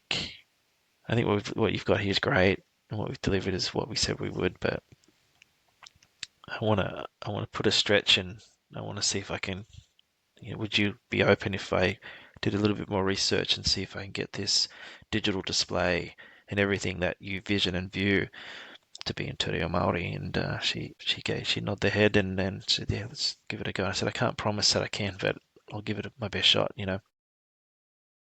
And so then it was a journey working with translators and getting things documented, because some of the language that we're doing inside the charging station, there's maybe not natural words in Te Reo Māori for, so we had to not create words, but work with professionals, translators, to develop these words and then document, so they can be used like open source for anyone who's doing similar things or using these words. And so we were able to deliver that to them, and with so much more meaning, like it was cool. Yeah. The small things, eh? It's just, and but again, you got to have, you have to go back and, to my boss that, look, I know I finished the project and I know we're on time and budget, but can I do this because I think this is really cool, and him saying, giving me the nod, saying, yeah, go for it, Yeah. and having the backing, that's massive. That's rad. It's rad that you like thought of it too, even just as like you say, like an inclusionary thing. And it's like, we've seen it in recent years, the more like inclusionary with the Māori stuff, which is pretty rad. Again, coming from a Pākehā and a Australian, but down here, like you were saying, like growing up where you grew up, and like I live in Wanaka, which is undoubtedly probably the whitest part of New Zealand, like you say, and I find it funny when you see all that, especially what's been going on lately, with all the protests and stuff. It's trippy. It's powerful, like how much it's like affected you as someone who's like not didn't even grow up here, and like you've come and embraced the culture, and you're like doing shit like that to make things inclusionary. I just think it's rad. And what it brought to me was a different way of project managing too, like, because here I was trying to do the traditional managing, and which you learn quickly you don't get too far if you go that approach. You offend people, or you're just not following, and think outside the box. And so it was. I remember a comment that I remember what did them say? I think it was a line that was, "We just stewards of the land.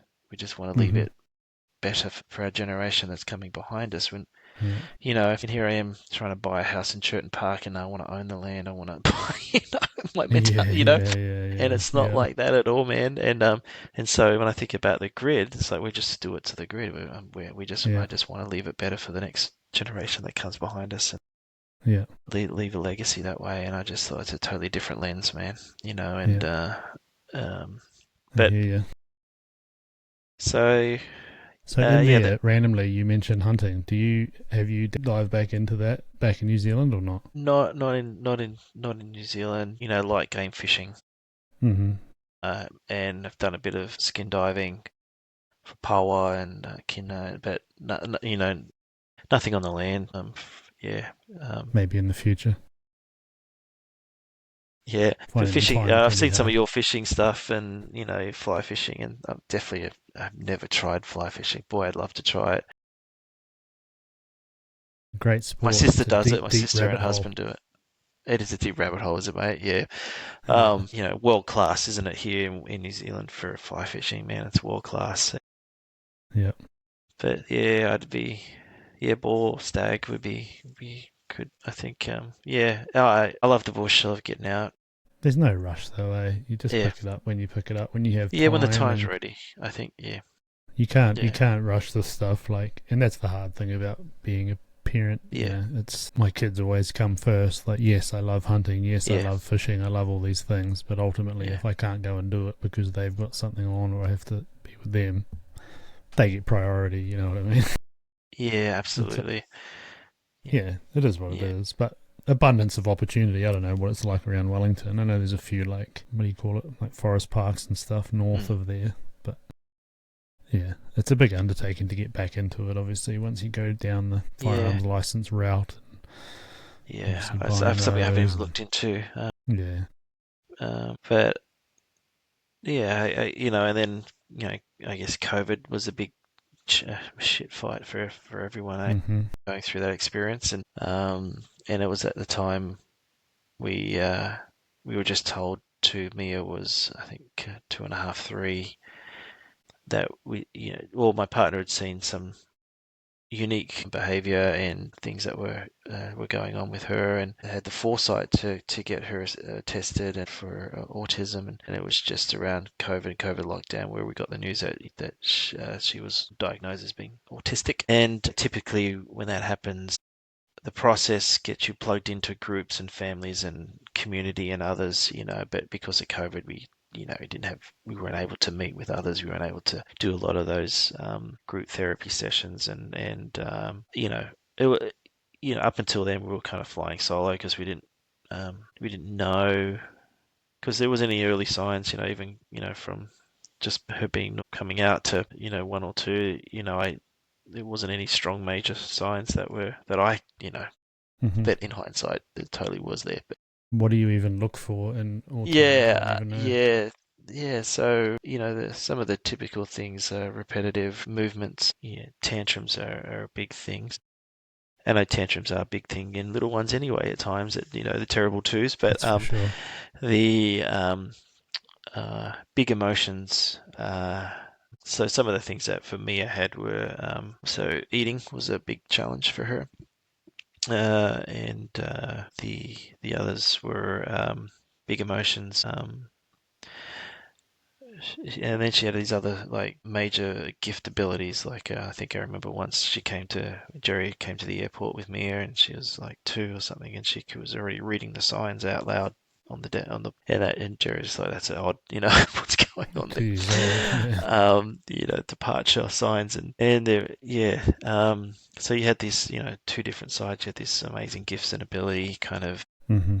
facet, and then the other challenging behavior, mood, big emotion stuff that was going on, and then not, yeah, really sort of limited diet, only eating certain types of food. Hmm. And so other people who are on the spectrum, they have other things. So it might be non-verbal, non-communicative is another big thing. Hmm. We have Seems like friends it's a of broad range with autism, eh? mate, yeah, I tell you People what, have yeah. Yeah, we're all all sorts of unique, different things. so Mm. Yeah, so we were able to get some help, but really felt like we couldn't get any help during the COVID period, and that was pretty hard. But we survived, got through that period, That's all that hunkered matters. down, and did what we could do, and Yeah. we had speech therapy sessions between glass, from our veranda and the lady because she couldn't come into the house, and it's just awkward and It weird. was a weird time, wasn't it? Yeah, COVID. It was, looking back on it now, it's like, it was bizarre. I remember one point we stayed home for 5 weeks, and it was just like, when they did the lockdowns.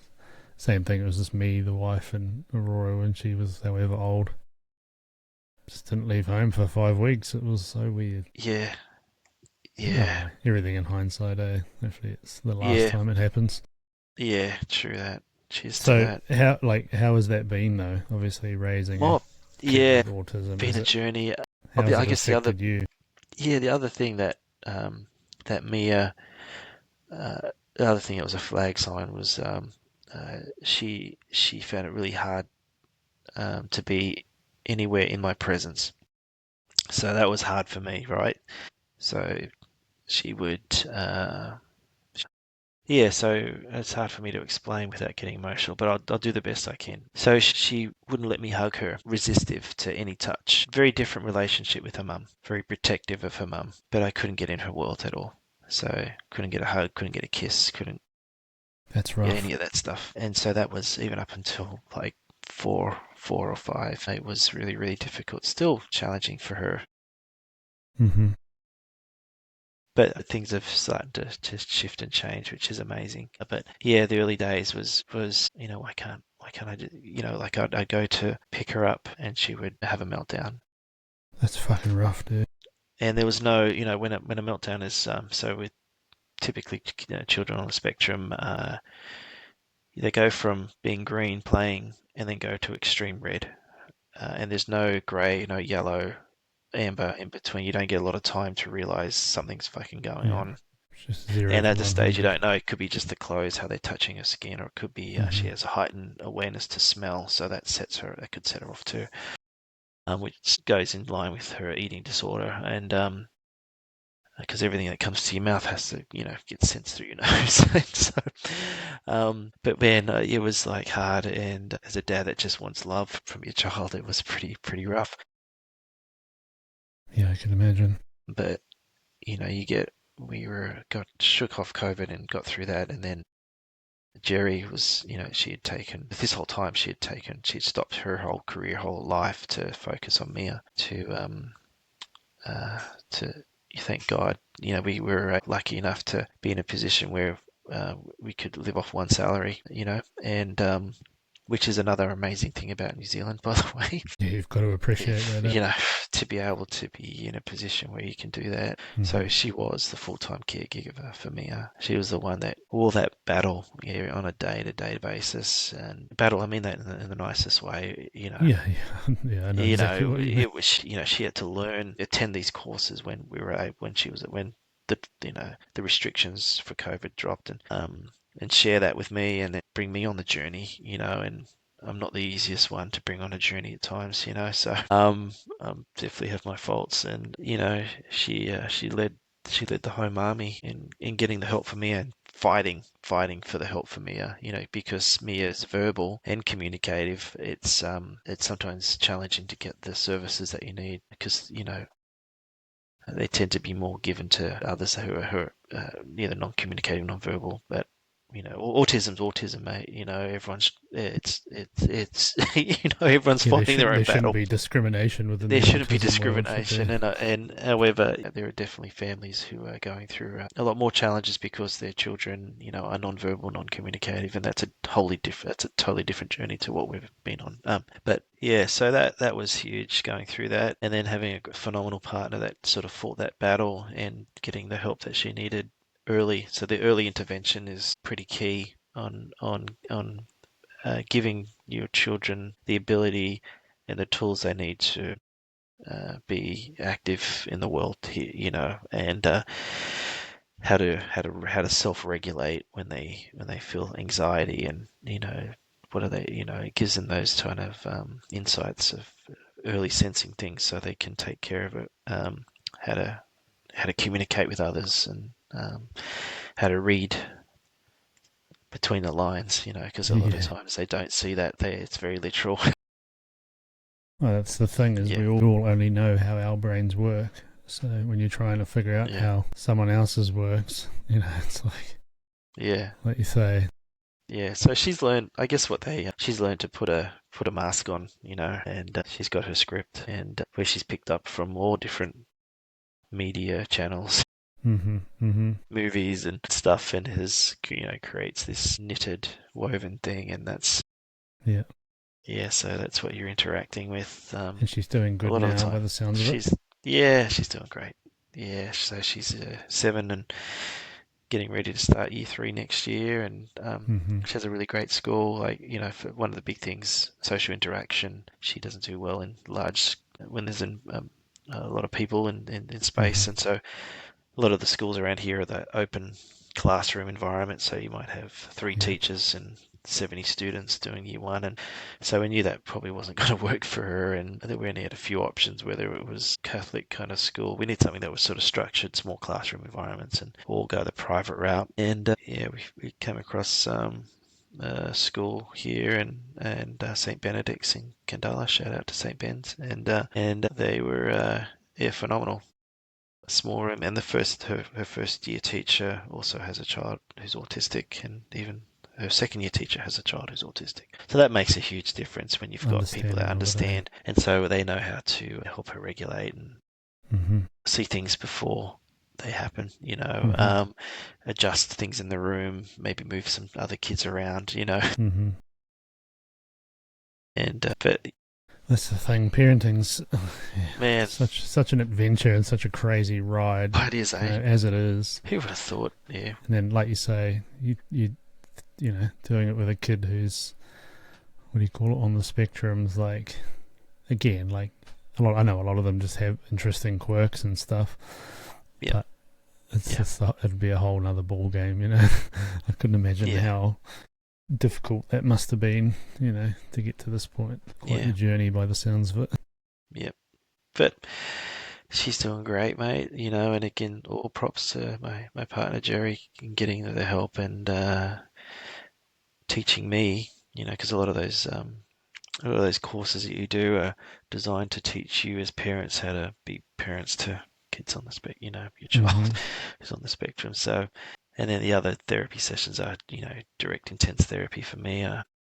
But it's every day, something new, something funny. And our relationship now is like this evening when I put her down to bed, she wanted me to rub her back, and so a lot of the times I wait for her to invite me into that space. Does that make sense? So and there's times where I'll try to move in and she's resistive. So I always ask, so this, is it all right if I rub your back, or is it can I sit next to you?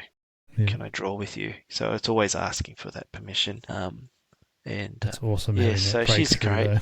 Yeah. Sounds like it was pretty rough on you for a few years. So it must be nice to be able to connect again like that. Yeah.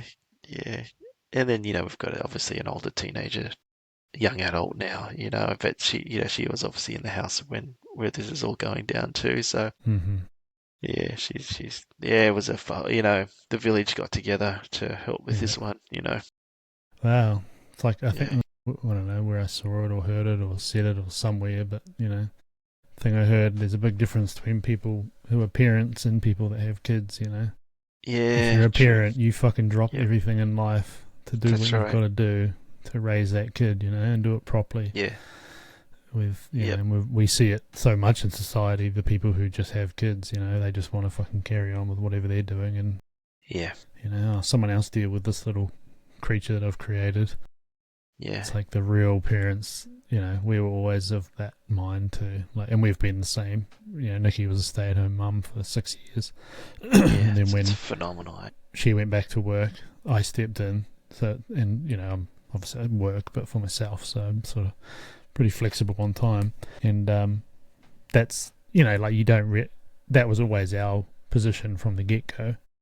But then Yeah. as you get through parenting, you realise, like, oh, shit, this is actually not super common, especially nowadays.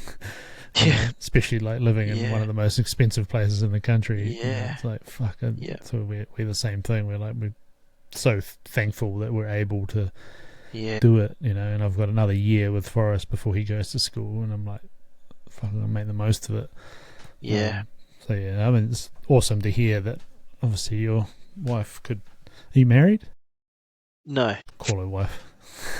I do. Amazing that she could put the time in. She's mate. Yeah, she's phenomenal. And and then so coming out of, you know, I guess where my small business came from was Capital and Coast HVAC was coming out. I remember it was through COVID and in the early stages with Mia and getting her diagnosed, and I was sort of watching some channels on YouTube and different people that were doing different things at that time, you know, and one was this guy who's really kind of elevating the notion around our trade, and I thought it's quite inspirational, and sort of just watching his channel and sort of it started to rekindle the fire of being on the tools again, you know, because I'd gone this full circle where I wasn't on the tools and, you know, sold everything, all my tools before coming here and to New Zealand, that is. And so it kind of ignited my fire. And I remember saying, well, you know, there's definitely a big gap in quality trade and trade work. And, you know, I was seeing, you know, I thought I could do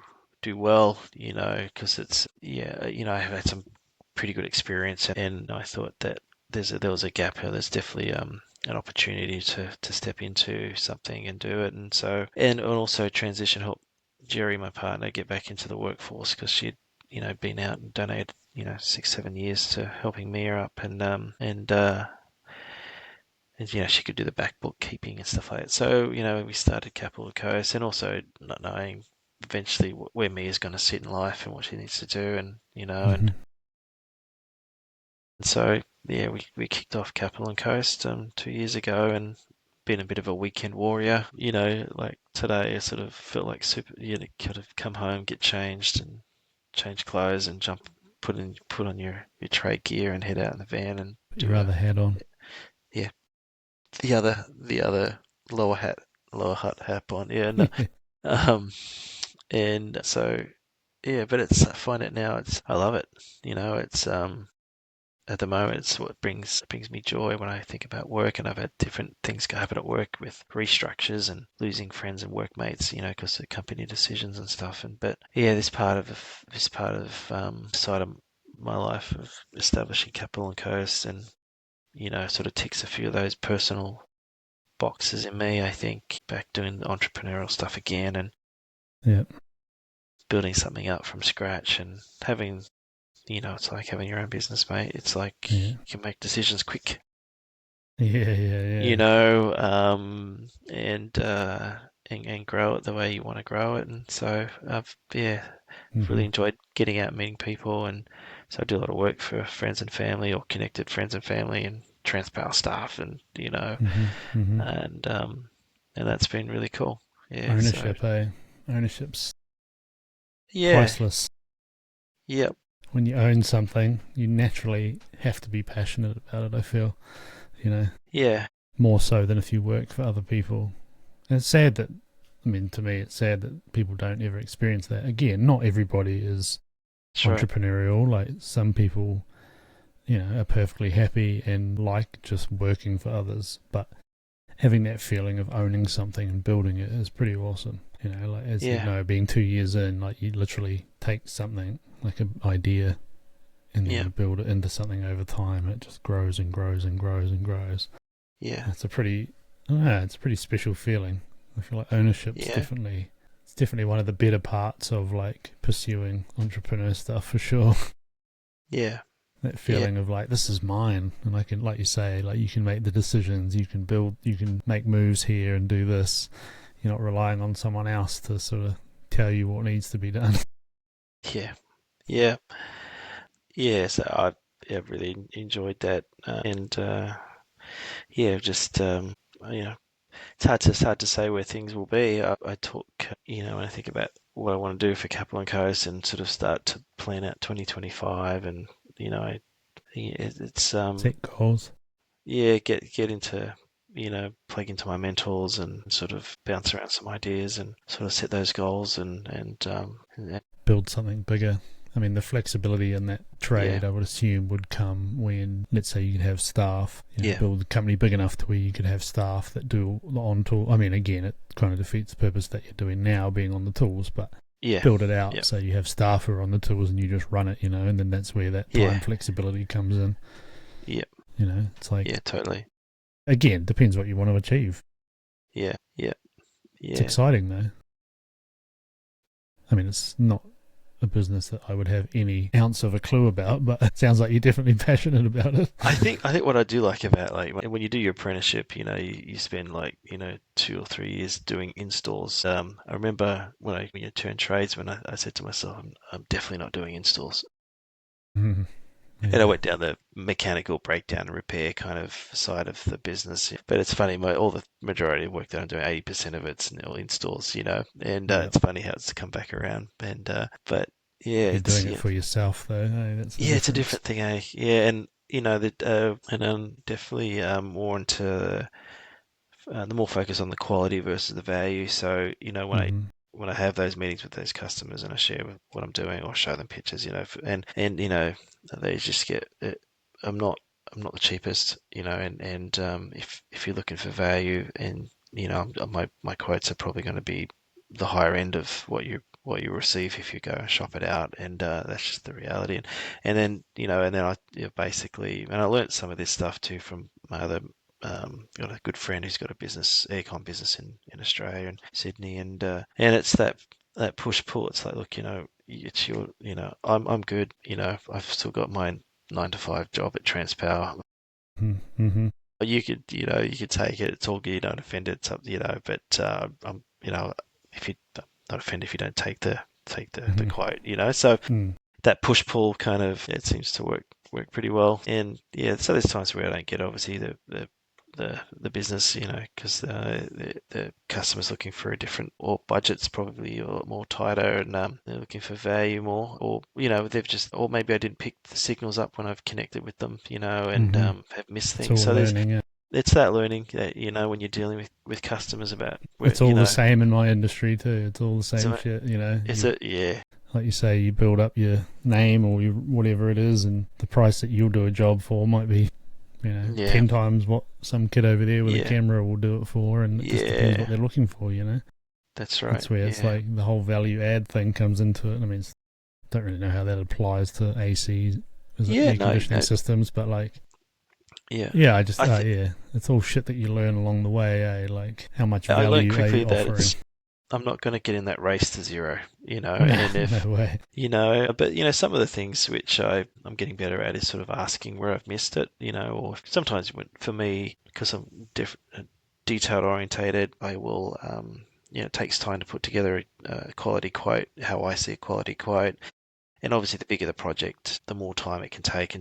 So designing 3D floor plans, things that you're presenting, and then building up your price. And so you've got to get pricing from your Sparky, you got to get pricing from your duct house, you got to get your tool, your install equipment, and bring it together, and that takes time, and a lot that goes into it. A lot that goes into it. No, and people don't see that time, and. And your quote, that's a lot of time that you can't get back, and and then you present it, and then you don't, they get price shock, or it's like you don't hear from them, and, and it's like, man, you learn a lot of valuable lessons. You learn a lot of values, you do, and so I guess over that time as well, I've learnt better to screen, and also I've got more history now to give some early ranges in price, and so if it's not in their budget, if I give them a range where I'm probably plus or minus 10%, let's say, that's good enough, and I can get a good read on someone or where they're at, and then we'd sort of continue the conversation, if that's something that they've allotted for, but it's funny how it always cracks me up how you talk to people who are in like completely different industries, but there's so many like similarities with the way things are structured, like with business stuff, whether it's like, like you say, having your prices or any of the fundamentals of the business shit, that like something like air conditioning is similar to like, taking pictures. It's like it's just completely different, but there's so many similarities in the shit you've got to do to be successful. Man, yeah, like taking pictures, that's a great thing. So in my trade, we didn't have any of this shit when when I first started, and now like all my diagnostic tools, all my smart communicating tools, they're all here. So when I plug up to a system that's having issues, I've got, remote probes, sensors, I've got things on the outdoor unit, I can walk around the house and I can look at my phone and it's giving me pressure temperatures, it's giving me humidity, it's telling me, and it's telling me what potentially is wrong with the system, right? And then the other thing it does too is like I'm taking pictures, it's documenting it. So it's you're doing a service on a system and you identify something, you take a picture, and then because a lot of the time the work that I'm doing, the customer never sees. They put their trust in you that you're doing the work, and so I sit there with them and I said, look, this is what we found, and this is what the data is showing me. Here's a picture of what I'm seeing, and so pictures, man, I tell you, like every quote that I've got.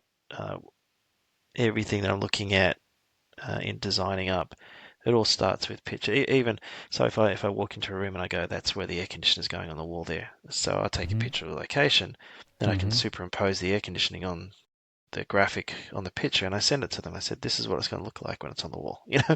Like it's. That's where for me, I'm no photographer by any means, and nowhere near as gifted as you. And I'm just shooting from my iPhone. A point. But the point is that it's so connected, so important. Like, and it is that that connecting dots. There you go. And remembering things. So going back to a site a year later, where I can pull up these images and I go, what type of unit's that? Where's it located? Oh, that's right. It's on the south side of the wall. Yeah. It's struggling right now because it's -1 out and it's going to defrost, and that's why So it's yeah. Images, bro. They're powerful things. That's what we spend half my time doing, trying to convince people how important images are for their fucking business or for whatever they're trying to do. We're visual creatures at the end of the day. Yeah, and you see things completely through that, through your art and your ability. And another thing that I get joy out is typically, 2 to 3 days, my hands have done the work and I can leave and I can see something there, So that I find that joy, and there was nothing there before, and now they've got heat and comfort, and I like to be able to do more. I pulled down a lot of systems and replaced a lot of systems, and there's times where Mia will come into the garage and I'm pulling down a system and getting it to scrap it, right? Copper's worth a fair bit still, so we pull the copper out and we earn some, Christmas money at the end of the year kind of thing. And so Mia will come out there and she gets into the tools and pulls covers off, and you don't have to worry about spiders and snakes here in New Zealand, so that's kind of a nice thing. It's great. And but she gets in there and helps me, which is really cool. We might listen to Taylor Swift. That's the only challenging times that we get in the garage. Taylor Swift also goes on. Get into it. You got to do what you got to do for your kids. You do what you do, don't you, mate? You got to do what you do. Yeah, that's cool though. You're like kind of sharing. You're sharing your passion with her, sort of showing her what your world's all about. It's a cool like connection. Yeah, it's all about the small things like that. Mate, you're so true about the small things for that. Like they had a little recital, and it was at 30. You had to the whole school. They were actually doing Robin Hood in tights, and so Mia had a very small part of, I think she was a tree or something holding something up, and but I'm like, we took time off from work to drive down there, and then the ordeal where you've got to go pick them up from school and get them ready and then get them changed, and now they're going to everything about routine is gone out the window here, which is typically a sticky wicket for Mia, when routine is changed, and so when we we headed down there and to the venue, and I'm like, this is going to go two ways. It's either she's going to make it on stage or she's not going to be able to get on stage. But going back to those small moments that what you said then, it was when she was walking on stage, pitch black, and the lights came on, she was just looking for us, And they told us, the school said, don't make any noise, don't stand up and, do her, but I couldn't help myself. I just said, I'm over here, and stood up and we made eye contact, and she was there waving at me on the center stage. And I'm like, I'm never going to miss that. I'm never going to let things get in the way for me to miss any moments like that. No, Never. I'm never going to do it. Never, ever, ever. I'll move mountains so I can get to stuff like that, Dude. Yeah. It's one of the most important things, coming from our generations of kids who their dads or parents weren't there for shit, to now I'm like the complete opposite, Same thing like this morning, Aurora played ukulele on her school assembly on the stage. And, she, like me or Nikki, I think I've been to every school assembly this year. Except one when I was away fishing, and Nikki went, and like you said, that moment where the class comes in and all the kids look around, just looking for their kids, look for their parents, and then they spot their parent, because there's only a handful of the kids there whose parents show up all the time, and seeing her face and the big smile, and like this morning with her up on stage playing ukulele, like the fact that when you see your kid up there doing that, and you literally cry because it's such a powerful thing, like I'm looking the way I do up in the stands, and I'm up there like shedding a tear, and I'm like, that shit's fucking powerful, man. Like you said, like huge. How could you not like prioritize your life around being there for that moment? So true. Because that's the shit that they'll remember. 100%. Oh man, that's amazing. And I never thought we would have that opportunity, mate. There's a lot more important things in life than so much more. Slaving away or fucking doing whatever you're doing. Like, I'm exactly the same. Like, even since she started school, I'm basically there whenever they have assemblies. I think it's every Friday, second Friday, just for that moment. That little turnaround. Like, she's one of the kids whose parents are always there, because I'm like fucking. Like I said, like a lot of us grew up in a generation of the complete opposite. The parents weren't there, so it's like, I don't know. It's really important in my opinion, because I know, you can give your kids all the shit, all the materialistic crap in the world and all that shit. Us as adults looking back and remembering parents not being there, so for them, that's what they're going to remember, the opposite, hopefully. Yeah. But it's interesting, like, the parenting sort of, when you've got, with Leia, it's completely different, where she's out of the nest, she's doing her own gig now, and when it's quiet, it's like, oh, should I call, should I just check in, and she's establishing her own life and freedom and getting out, and and it's but I don't think you ever stop parenting. It's just a different level, a different where Leia, my relationship with Leia is, yes, I'm a stepfather, but I feel like it's like more of friendship, and I think the biggest thing I learned with Leia older teens is I wanted to make sure that Leia knew that no matter what happened, no matter what she did, no matter anything, that this home was always a safe home, that she could always be open, truthful, and honest with us, even if it was going to get in trouble, even if it was just the worst thing ever. And so we worked hard in making sure that she could always come to us and share, because you can sort of go down the line of when they don't share, when they keep things in, and everyone's different. I get that, and I think you probably have to set it up with how your child is, but for us it was, and for what worked with Leia, was making sure that those connections, she always knew that she was loved, valued, cared for, and she could always come here for anything, which was really important in those dark times that she had, or things that she was walking through or wrestling through that we weren't privy to at school. And that was super. Being a teenager, especially a girl. So, like you say, it's probably the best thing you can do is give them the tools that they need to know that you guys are there if she needs you.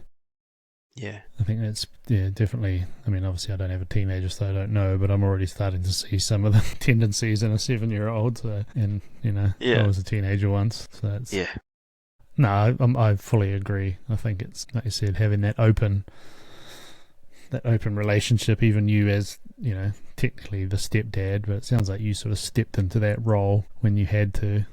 I think it's funny. Another thing I always think about is how all the shit you do as a parent, like early on, whether it's early on or teenage years or whatever, it always amazes me that how much that can mold like your kids into what they become. You know, like you see it with people that go the other way too, who don't really live an open sort of, I guess, more open-minded life, and you know there are certain, you know, people are a certain way if they're really negative or stressy or whatever, and it reflects onto their kid, and you see it in their kid as well, and you're like, you're just creating another one of you, sort of thing, you know. You're not creating like a unique individual. You're just creating a little creature that's going to be the same as you when they're an adult. That's the shit that I always trip out on. Like, you know, I do a lot of like observing people watching. Yeah. I'm like, man, you can easily fuck a kid up by doing the wrong thing. Yeah. You know, and they will grow up to turn into something that isn't what you wanted, I guess. Yeah, I don't know.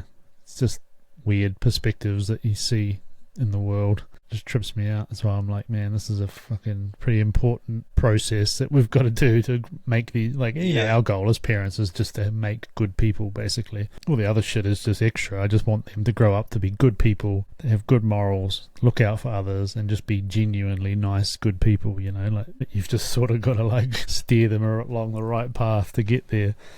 It's a fucking, it's an adventure. Yeah. That's for sure. Yeah. What's that say? Lead a horse to water, you know. You know, at times, and you can instruct or share, but at the end of the day, they'll make their course. And but you're so right. It goes back to those small key moments. I think you know, being there and present, that you're there to listen. Sometimes you don't even have to say anything. You know, you just you can just tell something's up. You know, and yeah. Powerful shit, eh? Parenting, dude. It's fucking... Yeah. And if you don't find it powerful, like, if you don't find the journey of parenting to be, like, you know, pretty powerful shit, you're probably just not doing it properly. What do they say? Parenting's only hard for good parents? Yeah. There's all sorts of sayings. Right. Yeah, there's all sorts of sayings. There is a whole bunch of sayings. Where are we at? Let me not press that. I was just going to say, we're at 2.5 hours, so let's jump into what you want to... Let's talk about your business a bit. Okay. Go to bed. What's the time? Yeah, sounds good. Yeah, it's about time. Yeah, so give us a quick rundown on what you're up to and what you where you're going.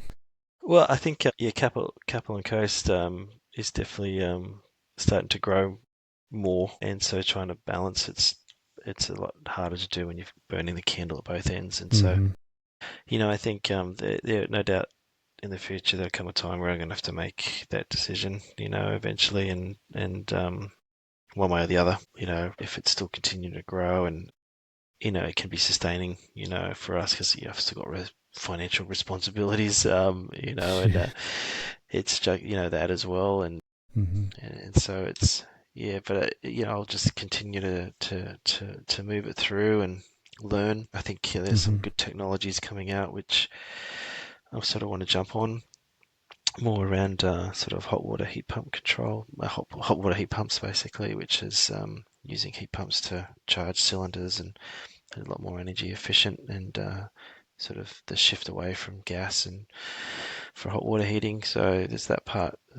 I do a lot of I do predominantly Panasonic units are my go-to for manufacturer. I'll repair any units, but you know, for putting something in, it's typically Panasonic. And there's just some really good relationships that have built up the last 2 years with the company here, and really excited that some of the new products coming out, and sort of getting them lined up and the knowledge base, so I can go out and sell, install, educate, bring awareness to sort of some of the things I'm thinking about for 2025 around that,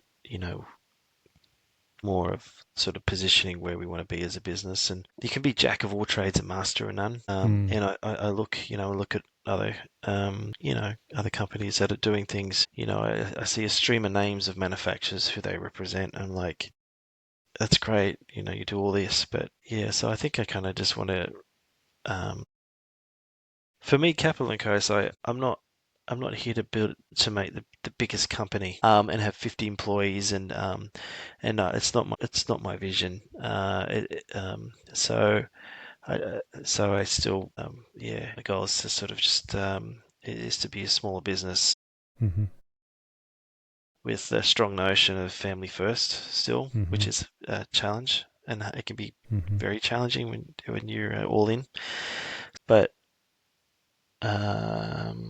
yeah, I learned something from my dad, and is to for your employees and business, to really invest in the family, and it's the family around your business, your employees and all that stuff, and sort of taking that type of approach to growing the business.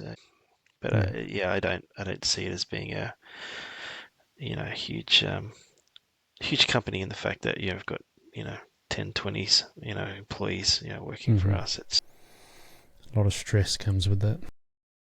yeah, Anytime you introduce people and all their yeah, oddities into the mix and more of them, it's just yeah, stress. If you yeah, can set things up, where you have a time flexibility, which is key for like family stuff, and obviously still, it still earns you enough to survive or to thrive. I think that's the key. Like you say, there's a fine balance, between size and yeah, everything, turnover and all that. So there's a fine little bit in the middle where it doesn't get too big, but it's not too small. yeah, That's the sweet spot.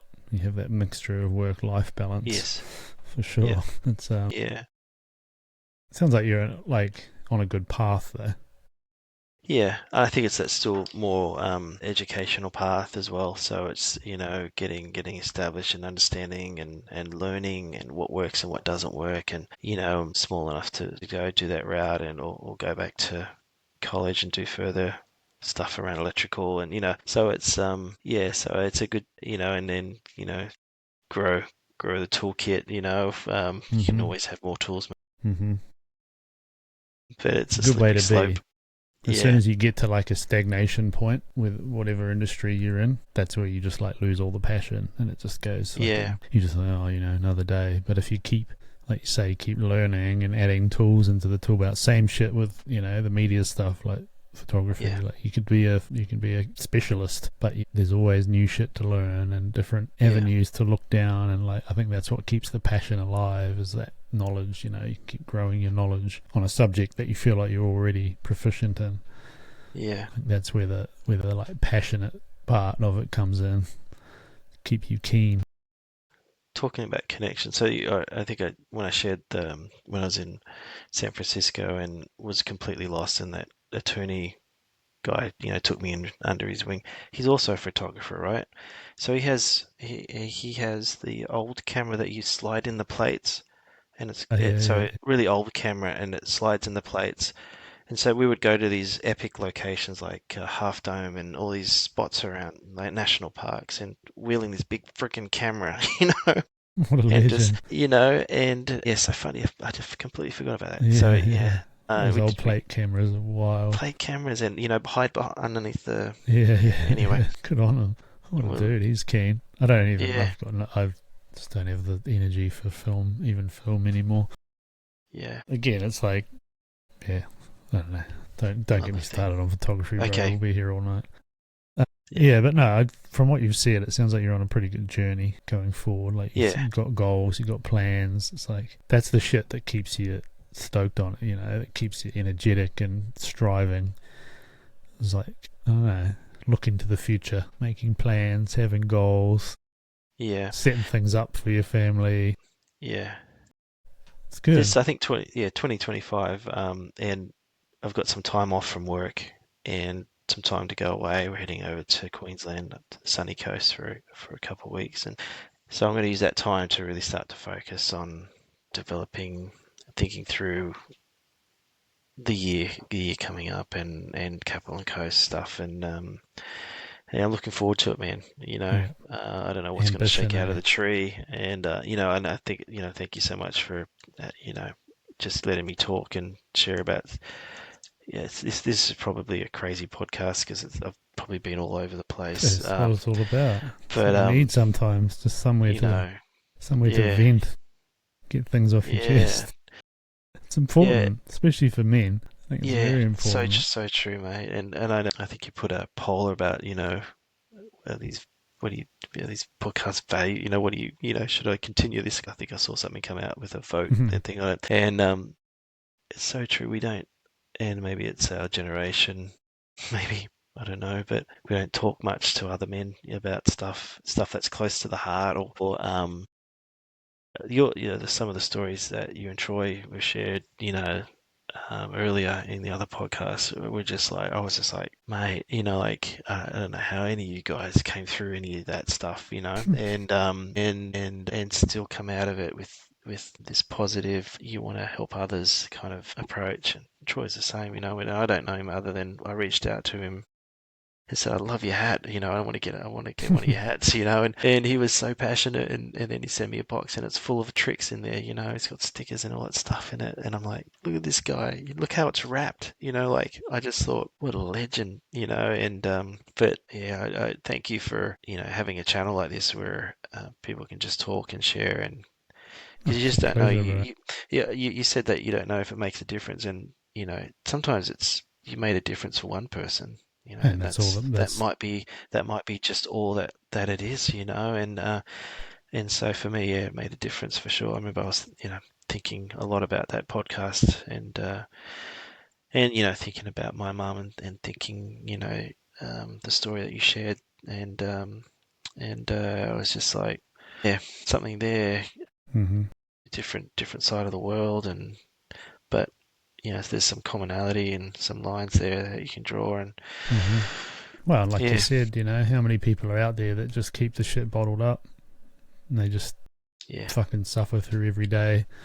Like you said, not having just a random bro to talk to and get the shit off their chest, because that's what helps. Like if if you're holding weight of something on your shoulders and you talk about it to others, it lifts some of that weight off, and it's like it gives people like I said, like a relief just being able to talk to someone, because there's so many, especially like you say, especially guys out there who just like pent up with all the shit they've been through and they don't let it out. They just fucking suffer. That to me is sad. And like, I've always been that way. I've always been like, I just want everybody to thrive. I don't have a selfish bone in my body. I just want to, I don't know. Some people aren't wired that way, and it is what it is. You can't judge them for it. But if you look, you will find the genuine people in life. You just got to connect with them.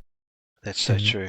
Do shit like this. Just fucking chat. Like I've always been that way. Like I'll talk to old Joe Blow on the street. Next minute we're talking about all like this deep shit and sort of like weaving through stuff. And you can see, like I've always gotten stoked on it and energized on it. Just chatting to people. That's why it's like, oh, why not do it more? Even if it is over video. And I'm going to do these like in person down the track. But how good does it feel to just sit here and talk? Like we don't know each other than a few messages on Instagram, and that's all some people need. And if, like you said, if some other person listens to this and goes, shit, yeah, that was good, and took something from it, like you said from the other one, then job done. Like I don't want anything out of it other than helping. That's all that matters to me. So it's good to hear. Yeah. Well, thank you, mate. Thank you. You're all good. We'll wrap it up. And obviously with these stories, the thing is you like jot over like your sort of life and where you've come from, but there's so many, like you'll never like you said, like in Troy's episode, all the shit we're yarning about, and then he was messaging me, he's like, oh yeah, this and that and this, in the future, bro, we'll do another one and we'll just touch on that. Like you can never life is so intricate, you can never talk about everything because you don't remember it in the moment either. So it's like that's the whole premise, is sort of like talk about sort of where you've come from. I don't know. Like when I was trying to come up with like what's the best way to like get good shit out of people like this, where they can talk about stuff that they probably haven't talked about, and by structuring it in that way, where it's sort of a storyline. There's going to be big events along the way, that they're going to either the hard thing I think I find talk about is sort of looping in the personal with the career work, and then how far do you go on either or, and and then also trying to be respectful for others in the Yeah. past, or and not it's that incriminate balance. yourself by saying something you shouldn't have. I hear you. And that's the thing. We're all just winging it and trying to figure this shit out. It's like that saying, it's like Yeah, when you're a kid, you look at the adults and think they've got everything under control and sorted, and then you become an Yeah. adult and a parent, and you're like, fucking hell, everyone's just Man, like if only they just knew. winging shit. That's the way I think anyway. Like that's what it seems like to me. We're all just doing our best. So, yeah, why not fucking talk about it? I don't know. Yeah. See, that's like 2 hours and 45 minutes, like that. Man. And you could keep going. Wow. You could just keep talking. Yeah, and yeah. So thanks. It's amazing, isn't it? And if anyone gets anything out of this, good on you.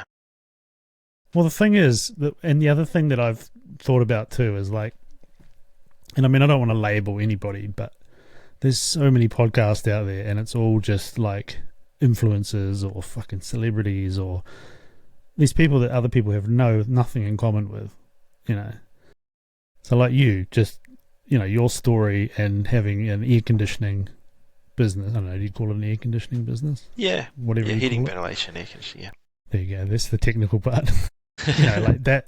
That's relatable to other people. It's like again, I'm not going to label anybody like an everyday person, but that's the shit that I'm more interested in, like your story. Like over some, I don't know. You know what I'm getting at. Sure.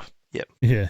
So yeah, I appreciate it too. And like I said, I get a lot out of just hearing people chat, and whether they are getting stuff off their chest or just telling stories or whatever. Like I think everybody's got a pretty cool story to tell. Like, you just got to sort of get into it.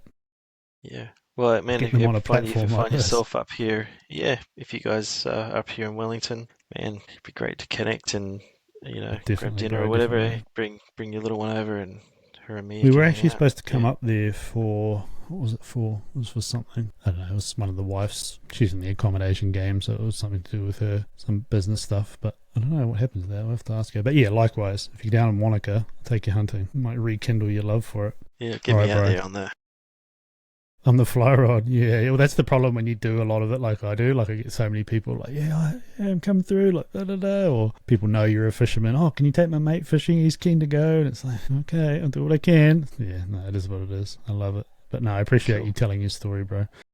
Thanks, I really man. do. And I think it was good. Sound like you need to get some of that stuff out there. Yeah, I did. Thanks. All right, cheers, bro. Don't hang up. Stay there. Okay. See ya.